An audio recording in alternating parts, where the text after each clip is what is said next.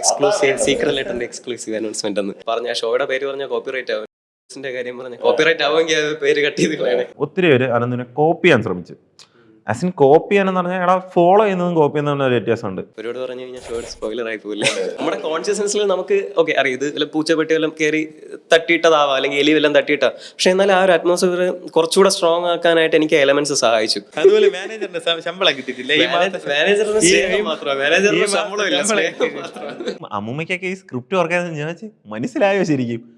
മനസ്സിലായി, ആ ചെറുക്കൻ അടിപൊളിയല്ലേ, ആ ചെറുക്കൻ ചെറുക്കൻ അടിപൊളിയാ. അപ്പോൾ ഒരു കോമ്പറ്റീഷൻ അല്ല, അതൊരു റെസ്പെക്ട് ആണ്. ആള് ചെയ്യുന്ന ഒരു ഷോയെ നമ്മൾ റെസ്പെക്ട് ചെയ്യുന്നതാണ്. പക്ഷെ ആ സമയത്ത് ആ ഗ്രൂപ്പിലെ ഹോട്ട് ടോപ്പിക് മെന്റലിസം അല്ല, മെന്റലിസ്റ്റ് അനന്തമായിരുന്നു. ഒരുപാട് ആൾക്കാർ ചോദിക്കും ഇത് തെറ്റിപ്പോവില്ലേ, തെറ്റിപ്പോയാൽ എന്ത് ചെയ്യും. എനിക്ക് എപ്പോഴും തോന്നുന്നൊരു ഡൗട്ട് ഉണ്ട്. നീ ഓരോ സാധനം എൻ്റെ അടുത്തെന്ന് പറയുമ്പോൾ ഞാനിങ്ങനെ ഇത് വർക്കായില്ലെങ്കിൽ ശരിക്കും ഇത്രയും വലിയൊരു എഫക്റ്റ് നീ കൊണ്ടുവരാൻ നോക്കുമ്പോൾ ഇത് വർക്കായില്ലെങ്കിൽ ഒരുപാട് ആൾക്കാരുടെ കണ്ണീരിന്റെയും വേർപ്പിന്റെയും കൂടെ ബലമാണ് സീക്രട്ട്. ഒരാളുടെ സക്സസും കണ്ടു, ഒരാളുടെ അധപതനവും കണ്ടു. സ്റ്റേജിൽ കയറുന്ന സമയത്ത് ഗോ വിത്ത് ദ ഫ്ലോ എന്ന് പറയുന്ന പോലെ അതിനനുസരിച്ച് വരുന്ന ആൾക്കാരുടെ ബിഹേവിയർ അനുസരിച്ച് ഞാൻ ഓരോ കാര്യങ്ങൾ ഇങ്ങനെ ട്രൈ ചെയ്യാറുണ്ട്, ഇംപ്രവൈസ് ചെയ്യാൻ ശ്രമിക്കാറുണ്ട്.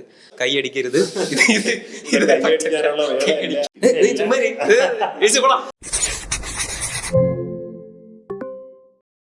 Hi hello, mentalist Ananthu here.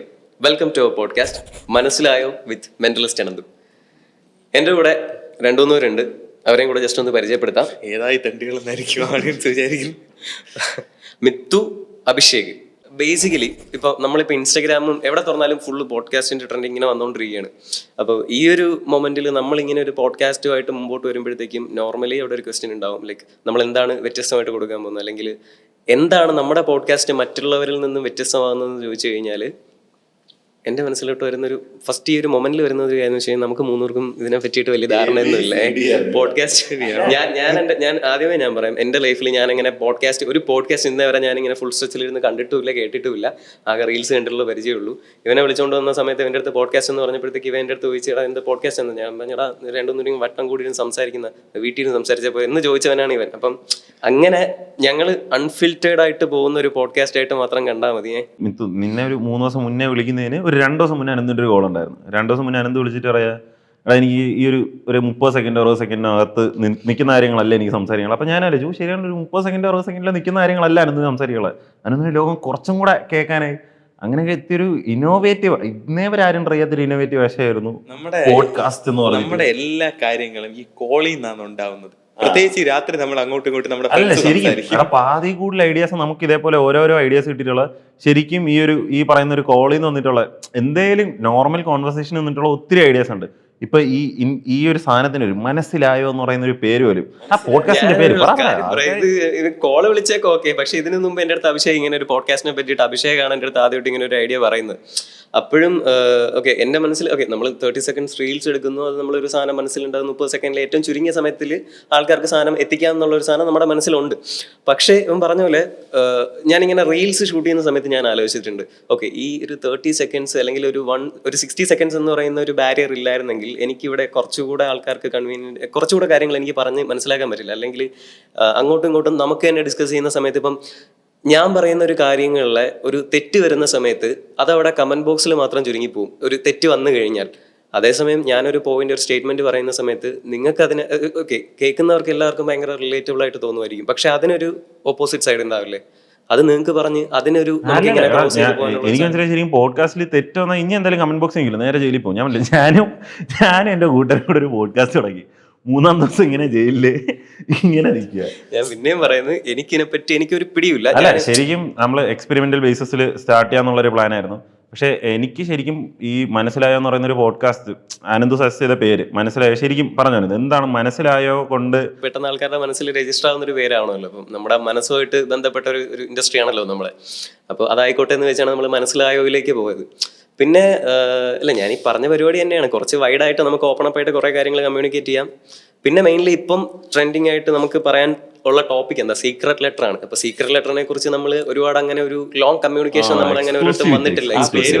എനിക്ക് കുറച്ച് രോമാഞ്ചം ഞങ്ങളുടെ ഷോ അല്ലേ, ഞങ്ങളുടെ ഒരു ഡ്രീം പ്രോജക്റ്റ് അല്ലേ. അല്ല സാഹചര്യം എന്ന് വെച്ചാൽ കോളിന്റെ കാര്യം പറഞ്ഞുകൊണ്ടാണ്. സീക്രട്ട് ലെറ്റർ ഉണ്ടായത് അങ്ങനെ ഒരു കോളിൽ നിന്നാണ്.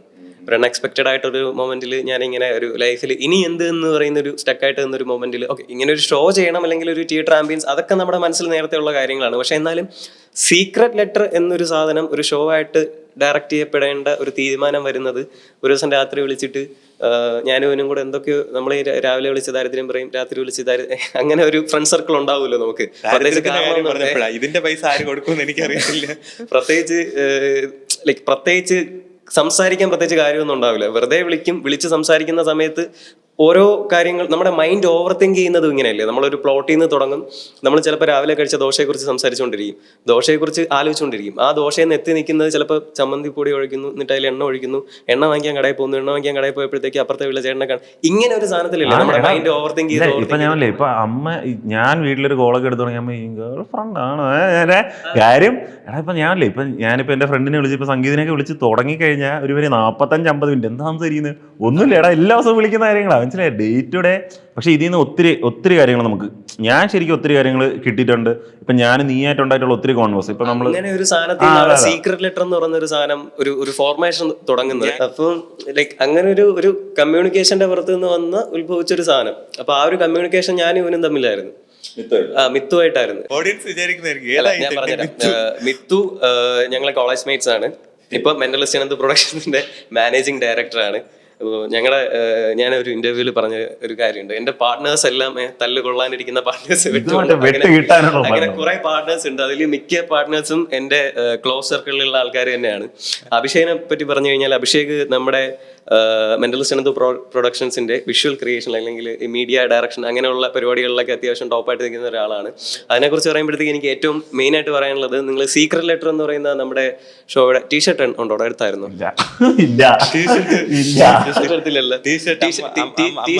ടീഷർട്ട് ഡിസൈൻ ചെയ്ത ടീഷർട്ടിന്റെ ആ ഒരു ഇന്റർനാഷണൽ ഡിസൈൻ ഒക്കെ പ്രൊവൈഡ് ചെയ്ത ആളാണ്. അപ്പോൾ എല്ലാവരും ഒരു മാസം മുമ്പേ ടീഷർട്ടിന്റെ വർക്കൊക്കെ തുടങ്ങി. ഒരു ഗ്രൂപ്പിൽ സീക്രട്ട് ഗ്രൂപ്പിൽ ഇതിങ്ങനെ ഡിസ്കസ് ചെയ്യണേ. ഞാൻ ആ ഗ്രൂപ്പിൽ ഞാൻ ഷോ വേറെ മറ്റേ നമ്മുടെ ബാക്കി ഷോ ആയതുകൊണ്ട് എനിക്ക് ഇതിന്റെ ഇടയിൽ ഫുൾ ഞാൻ വാട്സപ്പ് തുറക്കുമ്പോഴത്തേക്ക് ഇവരൊരു 300 മെസ്സേജ് അയച്ചിട്ടുണ്ടാവും. പിന്നെ അതിന്റെ ഇടയിൽ നിന്ന് തപ്പി കണ്ടുപിടിക്കാൻ പാടാണ്. അപ്പം ഞാനിങ്ങനെ ഏറ്റവും ലാസ്റ്റ് ആയിരിക്കും ഞാൻ ഇവൻ വിളിച്ചായിരിക്കും എടാ ഇന്നതാണ് തീരുമാനിച്ചിരിക്കുന്നതെന്ന് പറയും.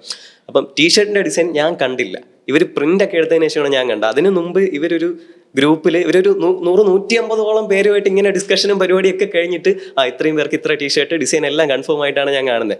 എന്നിട്ട് ഫസ്റ്റ് ദിവസം തന്നെ ടീഷർട്ട് അടിച്ച് കഴിക്കണം. ഒരു ഡിസൈനറിന്റെ രോദന നീങ്ങണേ. അതായത് ഞാനൊരു ടീഷർട്ട് ഞാൻ പല ഇറ്ററേഷൻസ് ഞാൻ ഡിസൈൻ ചെയ്യുന്നു, ഞാൻ ഗ്രൂപ്പ് ഇടുന്നു, ആൾക്കാർ തീയും പുകയും മാത്രമേ ഉള്ളൂ. അതിൻ്റെ പുറകെ തീയും പുകയും വരുന്നു, എല്ലാം അടിച്ച് കഴിഞ്ഞിട്ട് പോലും ഞാൻ കാണുന്നില്ല. നീ ശരിക്കും ആ ടീഷർട്ട് കാണുന്നത് ശരിക്കും ഡിസൈൻ നീ ഓക്കെ പറഞ്ഞതുപോലും കാണാതല്ലേ? അടിച്ചു വന്നപ്പോ സീക്രട്ടിന് ഒരു കാണാനില്ല, SCRET അടിച്ചു. എന്നിട്ട് നീ മനസ്സിലാക്കണം, ഇത് ഈ 10-100 പേരെ ഉള്ളതില് ഏതെങ്കിലും ഒരാൾ ഇത് കണ്ടുപിടിച്ചിരുന്നെങ്കിൽ എനിക്ക് മെന്റലിസം ഗ്രൂപ്പ്, നമ്മളെ ഒബ്സർവേഷൻ മെന്റാലിറ്റി ഉള്ള ഗ്രൂപ്പാണെന്ന് ഞാൻ നോക്കി.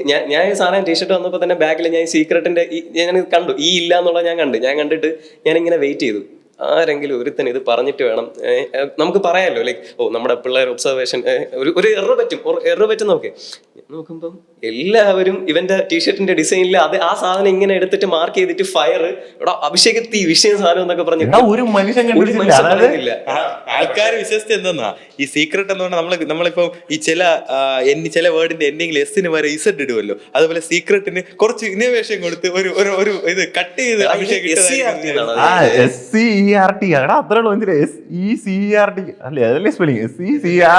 എന്നിട്ട് ഞാനിത് എന്താണ് ഇവന്റെ അടുത്ത് പറയുന്നത് അറിയാം. ഷോയുടെ 2 ദിവസം മുമ്പ് ഞാനിത് ഇവന്റെ അടുത്ത് എന്ന് പറഞ്ഞടാ ഇങ്ങനെ ഒരു കാര്യം കാണിച്ചു തരാം. ഞാൻ അത്രയും ദിവസം പറയാതിരുന്നെന്ന് വെച്ച് കഴിഞ്ഞാൽ ഞാൻ പറഞ്ഞു കഴിഞ്ഞാൽ എനിക്കറിയാം എന്തായാലും നമ്മൾ ഷോയുടെ എല്ലാവരും ഷോയുടെ തിരക്കിലാണ്. ഇനിയിപ്പോ ഇതിന്റെ ഇത് ആലോചിച്ച് ഇനിയിപ്പോ ഓരോരുത്തർ കോൺഷ്യസ് ആവോ ഈ ഇല്ലല്ലോ ഇനി ഇത് മാറ്റി അടിക്കണം. അപ്പൊ ഞാൻ ഇവന്റെ അടുത്ത് 2 ദിവസം മുമ്പ് ഞാൻ ചെന്ന് പറഞ്ഞു എടാ ഇത് ഇങ്ങനെ ഒരു സീനുണ്ട്. അപ്പൊ ഇവ എന്റെ അടുത്ത് ചോദിച്ചു എടാ ഇതിപ്പം കണ്ടുപിടിക്കൂലേ? അപ്പൊ എന്റെ മനസ്സ് ഇത്രയും ദിവസമായി 150 പേരെ തിരിച്ചും മറിച്ചു ഈ പേരുമായിട്ട് ഇത്രയും കോൺഷ്യസ് ആയ നമ്മുടെ ടീമിലുള്ളവന്മാർ കണ്ടുപിടിക്കാൻ പറ്റിയില്ലെങ്കിൽ പിന്നെ അപ്പുറത്തുനിന്നുള്ള അല്ല ശരിയാണ്. അത് അങ്ങനെ ഒരു സാധനം ഇല്ലേ, നമ്മളിപ്പോ ഒരു സ്റ്റാർട്ടിംഗ് വേർഡ് ഒരു എൻഡിങ് വേർഡ് ഇല്ലെങ്കിൽ ഒരു 3 വാക്ക് കണ്ടാൽ ശരിക്കും ആൾക്കാരെ മനസ്സിലോട്ട് അങ്ങനെ ഒരു സജഷൻ ഇല്യൂഷൻ പോലെ ഇങ്ങനെ ഒരു സാധനം കിട്ടത്തില്ല ശരിക്കും. അതായിരിക്കും വർക്കൗട്ട് ആയത്. എനിക്ക് ആദ്യമേ കണ്ടുപിടിക്കാനുള്ളതായിരുന്നു ആ സാധനം. പക്ഷെ സത്യം പറഞ്ഞാൽ ഒരു പ്രൊഫഷണൽ സൈഡ് നോക്കിക്കഴിഞ്ഞാൽ മിസ്റ്റേക്ക് ഈസ് മിസ്റ്റേക്ക് തന്നെയാണ്. നമ്മളിങ്ങനെ ഒക്കെ ന്യായം പറയുന്നു, പക്ഷെ പ്രൊഫഷണലി എത്തിക്സ് ഒക്കെ നോക്കിക്കഴിഞ്ഞാൽ മിസ്റ്റേക്സ് ആണ്. പക്ഷെ അതിനെ നമുക്കിപ്പോൾ ഇങ്ങനെ ഒരു കമ്മ്യൂണിക്കേറ്റ് ചെയ്യാനുള്ള ഒരു ടോപ്പിക് ആക്കി കിട്ടിയപ്പോഴത്തേക്കും ഇത് കണ്ടുകൊണ്ടിരിക്കുന്ന ആൾക്കാർ ചിലപ്പോൾ ഷോ കണ്ട ആൾക്കാർ ചിലപ്പോൾ ഇപ്പൊ റിയലൈസ് ചെയ്യും. നിങ്ങൾ എന്തെങ്കിലും ആ ഷോയോ ഇല്ലെങ്കിൽ ഏതെങ്കിലും വീഡിയോ ആണെങ്കിൽ മെന്റലിസ്റ്റ് അനന്തു പ്രൊഡക്ഷൻസിനും മിസ്റ്റേക്ക് എന്നത് ആ തെറ്റുകളെ പറ്റി നമുക്ക് ഒറ്റ അഭിപ്രായമുള്ളൂ, തെറ്റ് ചെയ്യാത്തവരെ ആരുമില്ല കോപ്പി. ഇതേ അഭിപ്രായത്താണ് നമ്മുടെ മെന്റലിസ്റ്റ് അനന്തു പ്രൊഡക്ഷൻസിലെ എല്ലാവരും. അല്ലടാ ഞാൻ പറഞ്ഞില്ലേ, നമുക്ക് ഇപ്പൊ ശരിക്കും ഇനിയിപ്പോ ആരെങ്കിലും ആ ഒരു സാധനം ഇതുവരെ പോലും ആരും ശ്രദ്ധിച്ചിട്ടുണ്ടാവില്ല, അതിലൊരു ഈര കുറവുണ്ട്, ആരും നോട്ട് ചെയ്യാൻ പോകുന്നില്ല. ബട്ട് എനിവേസ് ഇവിടെ എവിടെയെങ്കിലും ഒരു സാധനം വരുന്നുണ്ടോ അങ്ങനെ ഇവിടെ ഞാൻ ആരാ ഏട്ടാന്ന് ചോദിച്ചാൽ ഒരാളും കൂടെ ഇരിപ്പുണ്ടല്ലോ. ഞാൻ ആരാ ഏട്ടാ? ഞാനാണ് മെന്റലിസ്റ്റ് അനന്തു പ്രൊഡക്ഷൻസിന്റെ മാനേജർ. നിങ്ങൾ ഇടയ്ക്കിടയ്ക്ക് വിളിക്കുമ്പോൾ മാനേജർ ഇങ്ങനെ നമുക്കൊരു മൾട്ടിപ്പിൾ ആൾക്കാരുണ്ട്, ഇവരിങ്ങനെ മാറി മാറി എടുക്കുമെങ്കിലും ഏറ്റവും കൂടുതൽ ഈ നമുക്ക് ഹേറ്റ് ക്യാമ്പയിൻസ് ഒക്കെ വരുന്ന സമയത്ത് ഏറ്റവും കൂടുതൽ ചീത്തവിളി കിട്ടുന്നത് മിത്തുവിനാണ്. ചീത്തവിളി കേൾക്കാൻ എനിക്ക് ആദ്യമായിട്ടാണ് ഞാൻ ക്യാമറയിൽ മുമ്പിൽ ഇരിക്കുന്നത്. അപ്പൊ ആദ്യമായിട്ടാണ് ഇങ്ങനെ ഞാനല്ലേ ഇപ്പൊ നമ്മുടെ ജേക്കബിന്റെ സ്വർഗരാജ്യത്തില് നിവിൻ പോളി പറയുന്ന ഞാൻ തരുന്ന എന്റെ ഡീൽസിന് ഒരു പ്രത്യേകത ഉണ്ട്, എന്റെ 5 പൈസ ഇല്ലാന്ന് പറയുന്ന പോലെ ഈ പോഡ്കാസ്റ്റിന് ഒരു പ്രത്യേകത ഉണ്ട്. ഇവിടെ ഇരിക്കുന്ന ആർക്കും അനന്ത് ഒഴികെ വേറെ ആർക്കും ഇതിന്റെ ക്യാമറയുടെ ബാക്കിൽ ഇരിക്കുന്നവർക്കോ ഫ്രണ്ട് ഇരിക്കുന്നവർക്കോ ഇതിനെ കുറിച്ച് യാതൊരു ക്യാമറ എക്സ്പീരിയൻസിന്റെ പുറത്ത് ശരിക്കും ഇവനല്ലേ മറ്റൊരു സീനിയർ ടീമിനായിരുന്നില്ലേ, ഏതാ ആഫ്രിക്കയിലെ കണ്ടപ്പോ ഇതാരാ മാനേജറാണോ കൂട്ടുകാരാണോ ഇവന് നമ്മള് ചോദിക്കുക, നമ്മളെ ഈ ചെറിയ ഇവന്റിനൊക്കെ പോകുന്ന സമയത്ത് ഇവൻ വരുമല്ലോ. അപ്പം നമ്മളിങ്ങനെ ഗസ്റ്റ് ലോഞ്ചിൽ പോകുമ്പോഴത്തേക്കും ഇവർ ഈ മറ്റേ ക്യാഷ് നട്ട്സും ഇതൊക്കെ വെച്ചിട്ട് ഗസ്റ്റ് ലോഞ്ചിന് വെൽക്കം ചെയ്യുന്ന പരിപാടി. ഇവര് കുറെ ചിക്കൻ ഫ്രൈയും അതും ഇതൊക്കെ വെച്ചേക്കുന്ന കേട്ടോ. എന്നിട്ട് അതിൽ അത്യാവശ്യം നമ്മുടെ ഒരു ആശാനുണ്ട്, അത്യാവശ്യം നല്ല പ്രായമായ ഒരാളാണ്. പുള്ളിക്കാരൻ ഇങ്ങനെ എന്നിട്ട് അനന്തു എന്ത് ചെയ്യുന്നു ഞാനിങ്ങനെ പറഞ്ഞു. ഓക്കെ, എന്നിട്ട് ഇതാരാ? ഇത് ഫ്രണ്ട്. എന്താ പേരെന്താ? മിത്തു ആരാന്ന് പറഞ്ഞ ഫ്രണ്ട് എന്താ ഞങ്ങളുടെ മുമ്പിൽ ഇരിക്കുന്ന പറഞ്ഞതിലല്ല എനിക്ക് ഏറ്റവും ഇന്ന് സങ്കടം പറഞ്ഞതിലല്ല. 2 ഫ്ലൈറ്റ് കയറി കെനിയ വരെ ഇത്രയും വലിയ ആഫ്രിക്കൻ രാജ്യത്ത് പോയിട്ട് അവിടെ ചെന്ന് നമ്മള് ആ ക്ലയൻസുമായിട്ട് അവരുടെ വീട്ടിൽ കൊണ്ടുപോയി അവരുടെ വീട്ടിൽ നിന്ന് ഫ്രണ്ടിൽ ഇത്രയും നട്ട്സ് ചിക്കൻ ഫ്രൈ അത് ഇതൊക്കെ സാധനങ്ങൾ കൊണ്ടുവച്ച് ഞങ്ങൾ എല്ലാവരും ക്യാഷ്ലായിട്ട് കഴിക്കുന്നു. ഞാൻ അതിൽ നിന്ന് ഒരു ലെഗ് പീസ് എടുത്ത് കടിക്കാനായിട്ട് വായിൽ വെച്ചപ്പം ഇതെന്റെ ഫ്രണ്ടാണെന്ന്. അപ്പം പുറത്തിരിക്കുന്ന ക്ലയൻസ് വിചാരിക്കുന്നത് ഈ തെണ്ടിയാണോ, ഞങ്ങള് ഫ്ലൈറ്റും ബുക്ക് ചെയ്ത് വിസയും ബുക്ക് ചെയ്ത് എല്ലാം കഴിഞ്ഞ് ഇത്രയും ആഫ്രിക്കൻ കൺട്രി ഈ കെനിയയിൽ 2 ഫ്ലൈറ്റും ബുക്ക് ചെയ്ത് ഞങ്ങളെ കൊണ്ടുവന്നു. എന്റെ മനസ്സിൽ 2 കാര്യങ്ങൾ. എനിക്ക് സത്യം പറഞ്ഞ എന്റെ ഒരു ഞാൻ ഇപ്പൊ നിന്റെ അടുത്ത് വന്ന സമയത്ത് ഞാൻ എന്താ ചോദിച്ചേട്ടാ, നീ കല്യാണത്തിന് പോകാൻ ഒരുങ്ങി ഞാൻ വീട്ടിൽ നിന്ന് ഉറക്കം. എനിക്കത് പറ്റില്ല. എനിക്കെന്ന് വെച്ച് കഴിഞ്ഞാൽ എനിക്ക് എന്റെ ഒരു കാഷ്വൽ സാധനത്തിൽ നിന്ന് എനിക്ക് പുറത്തു വരാൻ ഭയങ്കര പാടാണ്. അപ്പം എന്റെ അടുത്ത് ഇങ്ങനെ ചോദിക്കുകയാണ് ഇതാരാ. അപ്പം ഞാൻ ഇങ്ങനെ എടുത്ത വയൽ ഇതെന്റെ മാനേജർ ആണെന്ന് പറയുമ്പോഴത്തേക്കും എനിക്ക് ഉള്ളിലൊരു ഇൻസെക്യൂരിറ്റീസ് ഉണ്ട്. അപ്പം ഇതെന്റെ മറ്റേ ജാഡ ദിസ് ഇസ് മൈ മാനേജർ. എനിക്ക് ആ ഒരു പരിപാടി എനിക്ക് പറ്റത്തില്ല. എനിക്കൊരു റാപ്പോർട്ട് ബിൽഡ് ചെയ്യണമെന്നുണ്ടെങ്കിൽ എനിക്ക് കുറച്ചുകൂടെ ഒന്ന് ഫ്രീ ആയിട്ട് എന്നാലേ എനിക്ക് പറ്റുള്ളൂ. ഞാൻ അത് കഴിഞ്ഞ് അനന്തുവിന്റെ അടുത്ത് പറഞ്ഞിട്ടുണ്ട്, ഇനി ഏതെങ്കിലും ഷോയ്ക്കോ ഏതെങ്കിലും ഇവന്റിനോ പോകുമ്പോൾ മാനേജറാണ് അല്ലെങ്കിൽ ഷോ അസിസ്റ്റന്റ് ആണ് ഈ ഒരു ലേബലിൽ എന്നെ പരിചയപ്പെടുത്തി എനിക്ക് വേറെ പ്രശ്നമൊന്നുമില്ല. ഈ ഒരു ലേബലിലല്ല പരിചയപ്പെടുത്തുന്നതെങ്കിൽ ഞാൻ അത് വെച്ച് മെന്റലിസ്റ്റ് അനന്തുവിന്റെ പ്രൊഡക്ഷൻസിൽ നിന്ന് ഇറങ്ങുമെന്ന് ഞാൻ പറയും. നമുക്ക് വിഷമാവണ്ട എന്ന രീതിക്ക് പറഞ്ഞാണ്. പക്ഷെ അതിന്റെ ഇമ്പാക്ട് ആലോചിക്കണേ. ഒരു ചിക്കൻ ഫ്രൈ കഴിച്ചുകൊണ്ടപ്പോ അവര് മനസ്സിലാലോചിക്കുക ഈ തെണ്ടിയാണല്ലോ ഞങ്ങൾ 2 ഫ്ലൈറ്റ് പിടിച്ച് ഇവിടെ കൊണ്ടുവന്നത്, കേട്ടി വിടാനും പറ്റൂല തിരിച്ച്.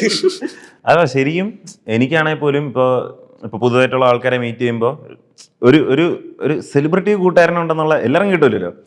സെലിബ്രിറ്റി കൂട്ടുകാരനുണ്ടെന്നുള്ള പ്രിവിലേജ് ഞാനപ്പോൾ ഇങ്ങനെ ഒരിക്കലും എൻ്റെ ഒരു ഫ്രണ്ട് എടുത്ത് പറഞ്ഞു, ഇങ്ങനെ അവനിങ്ങനെ ഈ റീലാണ് കൂട്ടുകാരനെ എന്ത് ഇതെന്റെ കൂട്ടുകാരനാണ്, എനിക്ക് എൻ്റെ ഫ്രണ്ടാണെന്ന് പറഞ്ഞു. പോടാ ഇതിൻ്റെ ഫ്രണ്ട്. പിന്നെ ഞാൻ ഇങ്ങനെ പ്രൈവറ്റ് അക്കൗണ്ട് എടുത്ത് കണ്ട കൂട്ടുകാരൻ ശരിക്കും ആ ഒരു സെലിബ്രിറ്റി ഫ്രണ്ട്സിൻ്റെ ആ ഒരു പ്രിവിലേജ് എനിക്ക് യൂസ് ചെയ്യാൻ പറ്റുന്നുണ്ട്. പക്ഷെ മുതലെടുക്കാറില്ല സജി, മുതലെടുത്തിട്ടില്ല. പക്ഷെ എനിക്ക് ആ ഒരു സെലിബ്രിറ്റി ഫ്രണ്ടിൻ്റെ ഒരു പ്രിവിലേജ് എടുക്കാൻ പറ്റിയിട്ടുണ്ട്. വളരെ മാന്യമായിട്ട് താഴെ തട്ടിൽ ഹാപ്പി ആയിട്ട് പോയിക്കൊണ്ടിരുന്ന അനന്തോ ഒരു സുപ്രഭാതത്തിൽ റൈഡ് ഇടുന്നു, പോഡ്കാസ്റ്റ് നേരെ ഇത് സത്യം. ഇവ ഇങ്ങോട്ട് വരണ വഴിക്ക് പറഞ്ഞടാ, നമ്മള് മറ്റേ ഇതുവരെ വലിയ കുഴപ്പമൊന്നുമില്ലാതെ പറഞ്ഞ ഷോയുടെ പേര് പറഞ്ഞ കോപ്പിറൈറ്റ് ആവും, കാര്യം പറഞ്ഞ കോപ്പിറൈറ്റ് ആവുമെങ്കിൽ പേര് കട്ട് ചെയ്ത് കളയണേ, മറ്റേ നെഗറ്റീവ് വരും എന്നുള്ളൊരു സാധനം ഉണ്ടല്ലോ. അപ്പം എൻ്റെ മനസ്സിൽ അങ്ങനെ ഒരു പേടി എനിക്ക് ഉണ്ടായിരുന്നു. കാര്യം നമ്മളെ നമ്മളിങ്ങനെ ഒരു ലോങ് സ്ട്രെച്ച് ടോക്കിൽ നമ്മൾ ആൾക്കാർ അങ്ങനെ കണ്ടിട്ടില്ല. അപ്പൊ അതിങ്ങനെ കാണുമ്പോഴത്തേക്കും എങ്ങനെ accept ശരിക്കും ചെയ്യുമെന്ന് അനന്തുവിനെ അങ്ങനെ എനിക്കറിയില്ല. അൺഫിൽറ്റേർഡ് ആയിട്ടും അധികം ആൾക്കാർ കണ്ടിട്ടില്ല എന്ന് എൻ്റെ ഒരു വിശ്വാസം. അനന്തുവിനെ ശരിക്കും അനന്തു ഈ റീലി കാണുന്നത് ശരിക്കും അനന്തു ഒരു ടോപ്പിക് ഡെലിവർ ചെയ്യുന്നു, സ്റ്റേജിൽ കാണുന്നു, അനന്തുവിൻ്റെ ആ ഒരു മാനറിസം അതിനെ ഫോളോ ചെയ്യുന്ന ഒത്തിരി ആൾക്കാരുണ്ട്. അതിനെ ഫോളോ ചെയ്യാന്ന് പറഞ്ഞാൽ ഫോളോയിങ് മാത്രമല്ല, ഞാൻ പറഞ്ഞില്ലേ നമ്മള് അതിലേക്ക് വരാം. ഞാൻ പറഞ്ഞില്ലേ നമ്മൾ ഒത്തിരി കഷ്ടപ്പെട്ടുണ്ടാക്കിയ കുറെ സാധനങ്ങൾ 3 ദിവസത്തിൽ അതിന്റെ ഒരു റെപ്ലിക്ക ഇറങ്ങുന്ന കുറെ സീൻസ് നീ കണ്ടിട്ടുണ്ടാവും അറിഞ്ഞൂടാ, എനിക്കറിയത്തില്ല നിന്റെ ബിസി. പക്ഷേ ഇതേപോലുള്ള സാധനങ്ങൾ എനിക്ക് പെട്ടെന്ന് സ്ട്രൈക്ക്. നിങ്ങൾ ഒരുമിച്ച് സ്കൂളിൽ പഠിച്ചതല്ലേ? നമ്മൾ ശരിക്കും എടാ സ്കൂളിൽ പഠിച്ചപ്പോ മജീഷ്യൻ ശരിക്കും ആ സമയത്ത് മാന്ത്രിക ആനന്ദ് സ്റ്റാർട്ട് ചെയ്യുന്നു. ഞാനത് പറയാൻ പറ്റും. ഞാൻ കോളേജിലാണ്, നമ്മള് തിരുവനന്തപുരം യൂണിവേഴ്സിറ്റി കോളേജിൽ വെച്ചാൽ ഞങ്ങൾ ആദ്യമായിട്ട് പരിചയപ്പെടുന്നത്. അപ്പോൾ മെന്റലിസ്റ്റ്, എനിക്ക് മെന്റലിസ്റ്റ് എന്താണെന്ന് അറിയില്ല, മെന്റലിസ്റ്റ് ആരാണെന്ന് അറിയില്ല. അന്ന് മാന്ത്രിക അനന്തുവായിരുന്നു. ആ മാന്ത്രിക അനന്തുവിൽ നിന്ന് മെന്റലിസ്റ്റ് അനന്തുവിലേക്ക് പോയ ഒരു മെന്റലിസം ചെയ്യുന്നുണ്ടായിരുന്നു. പക്ഷെ അങ്ങനെ ഒരു പക്ഷേ പേര് നമുക്കത് അത്രത്തോളം എനിക്ക് തോന്നുന്നു കേരളത്തിലൊന്നും മെന്റലിസം എന്ന് പറയുന്ന ഒരു ഫോമിന് അത്രത്തോളം ആൾക്കാർ. അപ്പൊ അവിടെ നിന്ന് എന്റെ ഒരു സന്തോഷം, ഈ മാന്ത്രിക അനന്തുവിൽ നിന്ന് മെന്റലിസ്റ്റ് അനന്തുവിലേക്ക് പോയ ഒരു ജേണി എനിക്ക് കാണാൻ പറ്റി. ഇങ്ങനെ ഒരു പോക്ക് എങ്ങനെയായിരുന്നു, അതിന്റെ ഒരു ഗ്രോത്ത് എങ്ങനെ പതുക്കെ ഗ്രോ ആയി, അത് ശരിക്കും ഒരാളുടെ സക്സസും കണ്ടു, ഒരാളുടെ അധപ്പതനവും കണ്ടു, പിന്നെ അതിൽ നിന്നുള്ളൊരു സക്സസും കണ്ടു. ഞാൻ കാണുന്ന സമയത്ത് അനന്ത് അത്യാവശ്യം സ്റ്റേജ് ഷോ ആ ഒരു സീനിൽ കൂടെ നമ്മൾ +1 +2. അപ്പോൾ ശരിക്കും എൻ്റെ തോട്ട് പ്രോസസ്സിൽ ആ സമയത്ത് ഇല്ല. നമ്മൾ ഈ 11-12 ക്ലാസ്സിൽ സ്വന്തമായിട്ട് ജോലി ചെയ്ത് സ്വന്തമായിട്ട് കുടുംബം നോക്കണം എന്നുള്ളൊരു തോട്ട് പ്രോസസ്സ് എനിക്കില്ല. കാര്യം എല്ലാവരും കംഫർട്ട് സോണിൽ നിന്ന് വീട്ടുകാരുടെ കൂടെ വീട്ടുകാരുടെ ചിലവിൽ ജീവിച്ചു വരുന്നൊരു പ്രായത്തിൽ ശരിക്കും അനന്ത് മാത്രമല്ല, ഞാൻ കണ്ടത് ശരിക്കും നമ്മുടെ ക്ലാസ്സിലുണ്ടായിരുന്ന ഓൾമോസ്റ്റ് മിക്കവർക്കും ആ ഒരു തോട്ട് പ്രോസസ് ഉണ്ടായി. ഞാൻ ആ സ്കൂളിലേക്ക് 11th 12th ജോയിൻ ചെയ്യുമ്പോൾ എനിക്ക് അങ്ങനെ ഒരു സാധനം ഇല്ല. പക്ഷേ എനിക്കത് തന്നൊരു സ്പാർക്ക് ഉണ്ട്. ഞാൻ എൻ്റെ ഫിനാൻഷ്യൽ നീഡ്സിൻ്റെ റെസ്പോൺസിബിലിറ്റി എൻ്റെതാണ്. വീട്ടുകാരെ ഡിപ്പെൻഡ് ചെയ്തിരിക്കാനുള്ള പ്രായം കഴിഞ്ഞു എന്ന് 11th 12th എനിക്കൊരു തിരിച്ചറിവ് ഉണ്ടായതിൻ്റെ റീസൺ ശരിക്കും പറഞ്ഞാൽ ആ ഒരു സ്കൂളും പിന്നെ നിങ്ങളെല്ലാവരും ആയിരുന്നു. ആ സമയത്ത് ഞാൻ കാണുമ്പോൾ ശരിക്കും അനന്തു ഒറ്റയ്ക്ക് ഒരു സാധനം ഇങ്ങനെ ബിൽഡ് ചെയ്തുകൊണ്ടിരിക്കുക. രാവിലെയും രാത്രി ഇവനെ ശരിക്കും മാവേലിന്ന് വിളിച്ചോണ്ടിരുന്നത്. കാര്യം എന്താ, ക്ലാസ് വരത്തില്ല, ടീച്ചർമാര് ഹാപ്പിയാണ്, ഇവനെ സഹിക്കണ്ട. പഠിച്ചിട്ട് ഈ കാലത്ത് ഒരു കാര്യമില്ല, സ്കൂളിൽ പോകാത്തതിന്റെ ഫലമാണ് ഇന്നത്തെ മെന്റലിസ്റ്റ് എടുത്തത്. സ്കൂളിൽ പോയതുകൊണ്ടാണ് ബാക്കിയുള്ള. സ്കൂളിൽ പോയില്ലെന്ന് പറഞ്ഞു കഴിഞ്ഞാൽ വിവരം വിദ്യാഭ്യാസം ഇല്ലാന്നൊക്കെ അനന്തു സ്കൂളിൽ പോയി കട്ട് ചെയ്തതാണ്. സ്കൂളിൽ ഇപ്പോൾ ഒരാഴ്ച ഉണ്ടെങ്കിൽ എനിക്ക് തോന്നുന്നു അനന്തുവിന്റെ ബന്ധു ശങ്കരനും ഇപ്പൊ അങ്ങനെ ആ പാതയിലേക്കാണ് തോന്നുന്നു. ഒരാഴ്ച ഉണ്ടെങ്കിൽ 3 ദിവസം സ്കൂളിൽ പോകുന്നു, തല കാണിക്കും, 4 ദിവസം സ്കൂളിൽ പോകും. ശരിക്കും ടീച്ചർമാരൊക്കെ നല്ല സപ്പോർട്ടീവ് ആയിരുന്നു. അല്ല, പിന്നെ അവരുടെ ഡ്യൂട്ടിയിലേക്ക് സ്കൂളിൽ ഒരു കുട്ടി വരുന്നില്ലെങ്കിൽ അത് അന്വേഷിക്കാൻ റെസ്പോൺസിബിലിറ്റി ഉണ്ട്. പക്ഷെ അപ്പുറത്തേക്ക് എല്ലാവരും നന്നൊരു ഭയങ്കര ഒരു വലിയ സപ്പോർട്ട് ഉണ്ടല്ലോ. അതുകൊണ്ടാണ് ഞാനിപ്പോ ഈ സ്കൂളിൽ പോകുമ്പോഴും നമ്മളെപ്പോഴും പറയും, നമ്മളെ നമുക്ക് ലാലേട്ടൻ പറയും ഇഷ്ടമാണ് ഞങ്ങൾക്ക് ഞങ്ങളുടെ ടീച്ചേഴ്സിനെ എന്ന് പറയുന്ന ഒരു ടീച്ചേഴ്സ്. നിനക്ക് ഇപ്പോഴും ശരിക്കും ഒരു പരിധിക്ക് അപ്പുറത്തോട്ട് ഞാൻ ഗ്രേറ്റ്ഫുൾ ആണ്. ഞാൻ പഠിച്ച എൻ്റെ 11th 12th സ്കൂളിനോടും ഫ്രണ്ട്സിനോടും ടീച്ചേഴ്സിനോടും ഗ്രേറ്റ്ഫുൾ ആണ്. എന്നെ മോൾഡ് ചെയ്തെടുക്കുന്നതിൽ ഇല്ലെങ്കിൽ എൻ്റെ കൂട്ടുകാരെ മോൾഡ് ചെയ്തെടുക്കുന്നതിൽ ഒരു വലിയ പങ്ക് അവിടെ നിന്ന് എനിക്ക് കിട്ടിയത്. അപ്പോൾ ഈ സമയത്ത് ഇങ്ങനെ ഇവർ പറഞ്ഞാൽ ഒരു ട്രാൻസിഷൻ, നിന്റെ ഒരു നല്ല സ്റ്റേജ് കണ്ടു, പിന്നെ ഒരു നല്ല അധപ്പതനം കണ്ടു. അതായത് സ്കൂള് കഴിഞ്ഞ് സ്കൂളിനും ആ കോവിഡ് സമയത്ത് മറ്റേ എന്ത് ചെയ്യണം, റവന്യൂ ഇല്ല, നിനക്ക് ഓർമ്മയില്ല, നീ മറ്റേ കവടിയാറങ്ങാണ്ട് ഒരു ഓഫീസ് എടുത്ത് വെച്ച്. ഞാൻ പറഞ്ഞുതരാം. അത് ഈ സീക്രട്ട് ലെറ്റർ അല്ല നമ്മൾ ഡിസൈൻ ചെയ്യുന്ന ആദ്യത്തെ ഷോ. 2018 നമ്മളൊരു വലിയ തിയേറ്റർ ഷോ അല്ലെങ്കിൽ നമ്മളൊരു തിയേറ്റർ ഷോ പോലെ ഒരു മിനി തിയേറ്റർ ഷോ നമ്മൾ ഡിസൈൻ ചെയ്തു. നിനക്ക് ഓർമ്മയാണല്ലോ. അപ്പോൾ അതൊന്ന് എഴുതി സെറ്റായിട്ട് വരുമ്പോഴാണ് പെട്ടെന്ന് പ്രളയം വരുന്നത്. അങ്ങനെ അത് ഓക്കെ, അതൊരു നമുക്ക് മനസ്സിലാക്കാൻ പറ്റുന്ന ഒരു ഇൻസിഡൻ്റ് ആണ്. പ്രളയം വന്ന് അത് കൊണ്ടുപോയി. എന്നിട്ട് അടുത്ത വർഷം വീണ്ടും 2019 വീണ്ടും ഞാൻ അതിനെ തന്നെ ഒന്നുകൂടെ ഡെവലപ്പ് ചെയ്തിട്ട് വീണ്ടും ഒരു തിയേറ്റർ ആംബിയൻസിൽ ഒരു സാധനം സെറ്റ് ചെയ്ത് വന്നു. അപ്പോഴത്തേക്കും 2019 പിന്നെയും പ്രളയം വന്നു. ശരി പോട്ടെ, മനസ്സിലാക്കാം, കോയിൻസിഡൻസ് ആവും. എന്നിട്ട് ഞാൻ എന്ത് ചെയ്ത് 2020 ഞാൻ പിന്നെയും അതിനെ കുറച്ചുകൂടെ ഒന്ന് സെറ്റാക്കിയിട്ട് എനിക്മ എന്ന് പേരല്ലേ, എനിക്മയുടെ ഡിസൈനൊക്കെ നമ്മളന്ന് ഭയങ്കര ക്രിയേറ്റീവ് ആയിട്ട് പറയാം. ആ ഒരു ടൈമില് ചെറിയ പ്രായത്തിലുണ്ടായിരുന്ന തോട്ടാ അത്. 2020 ഇതിന്ന് 4 വർഷം മുന്നേ ഭയങ്കര മറ്റേ എന്തോ ആരൊക്കെ ജഗദീഷ് സാറിനെയൊക്കെ കൊണ്ടായിരുന്നു. ഇന്നസെന്റ് സാർ വരുന്ന അതിന്റെ നമ്മുടെ അപ്പൊ എനിക്മ എന്ന് പറഞ്ഞിട്ട് ആ ഒരു സാധനം ഭയങ്കര ഒരു വിഷണറി സാധനമായിരുന്നു ആ ഒരു ഷോ. അതെല്ലാം സെറ്റ് ചെയ്തിട്ട് ഞാനിവിടെ തിയേറ്ററിൽ അഡ്വാൻസ് കൊടുക്കാൻ വേണ്ടിയിട്ട് ഞാനും സഹിച്ചാനും കൂടെ പോകുന്ന സമയത്ത് പോയി എല്ലാം സെറ്റ് ചെയ്ത് എല്ലാം സംസാരിച്ചിരുന്നു. അത് കഴിഞ്ഞ് ഒരു 2 ദിവസം ആയപ്പോഴത്തേക്കും ഇവിടെ ലോക്ക്ഡൌൺ പ്രഖ്യാപിച്ച് മറ്റേ എല്ലാം അടച്ചിരുന്ന പരിപാടി വന്നു. 2 ആഴ്ചക്ക് ശേഷം വീണ്ടും തുടങ്ങാന്ന് ചോദിച്ചു. ഓഡിയൻസിന്റെ വീട്ടിലേക്ക് വരാമെങ്കിൽ വരാം, വീട്ടിൽ വെച്ച് നമുക്ക് ഷോ കാണിക്കാം.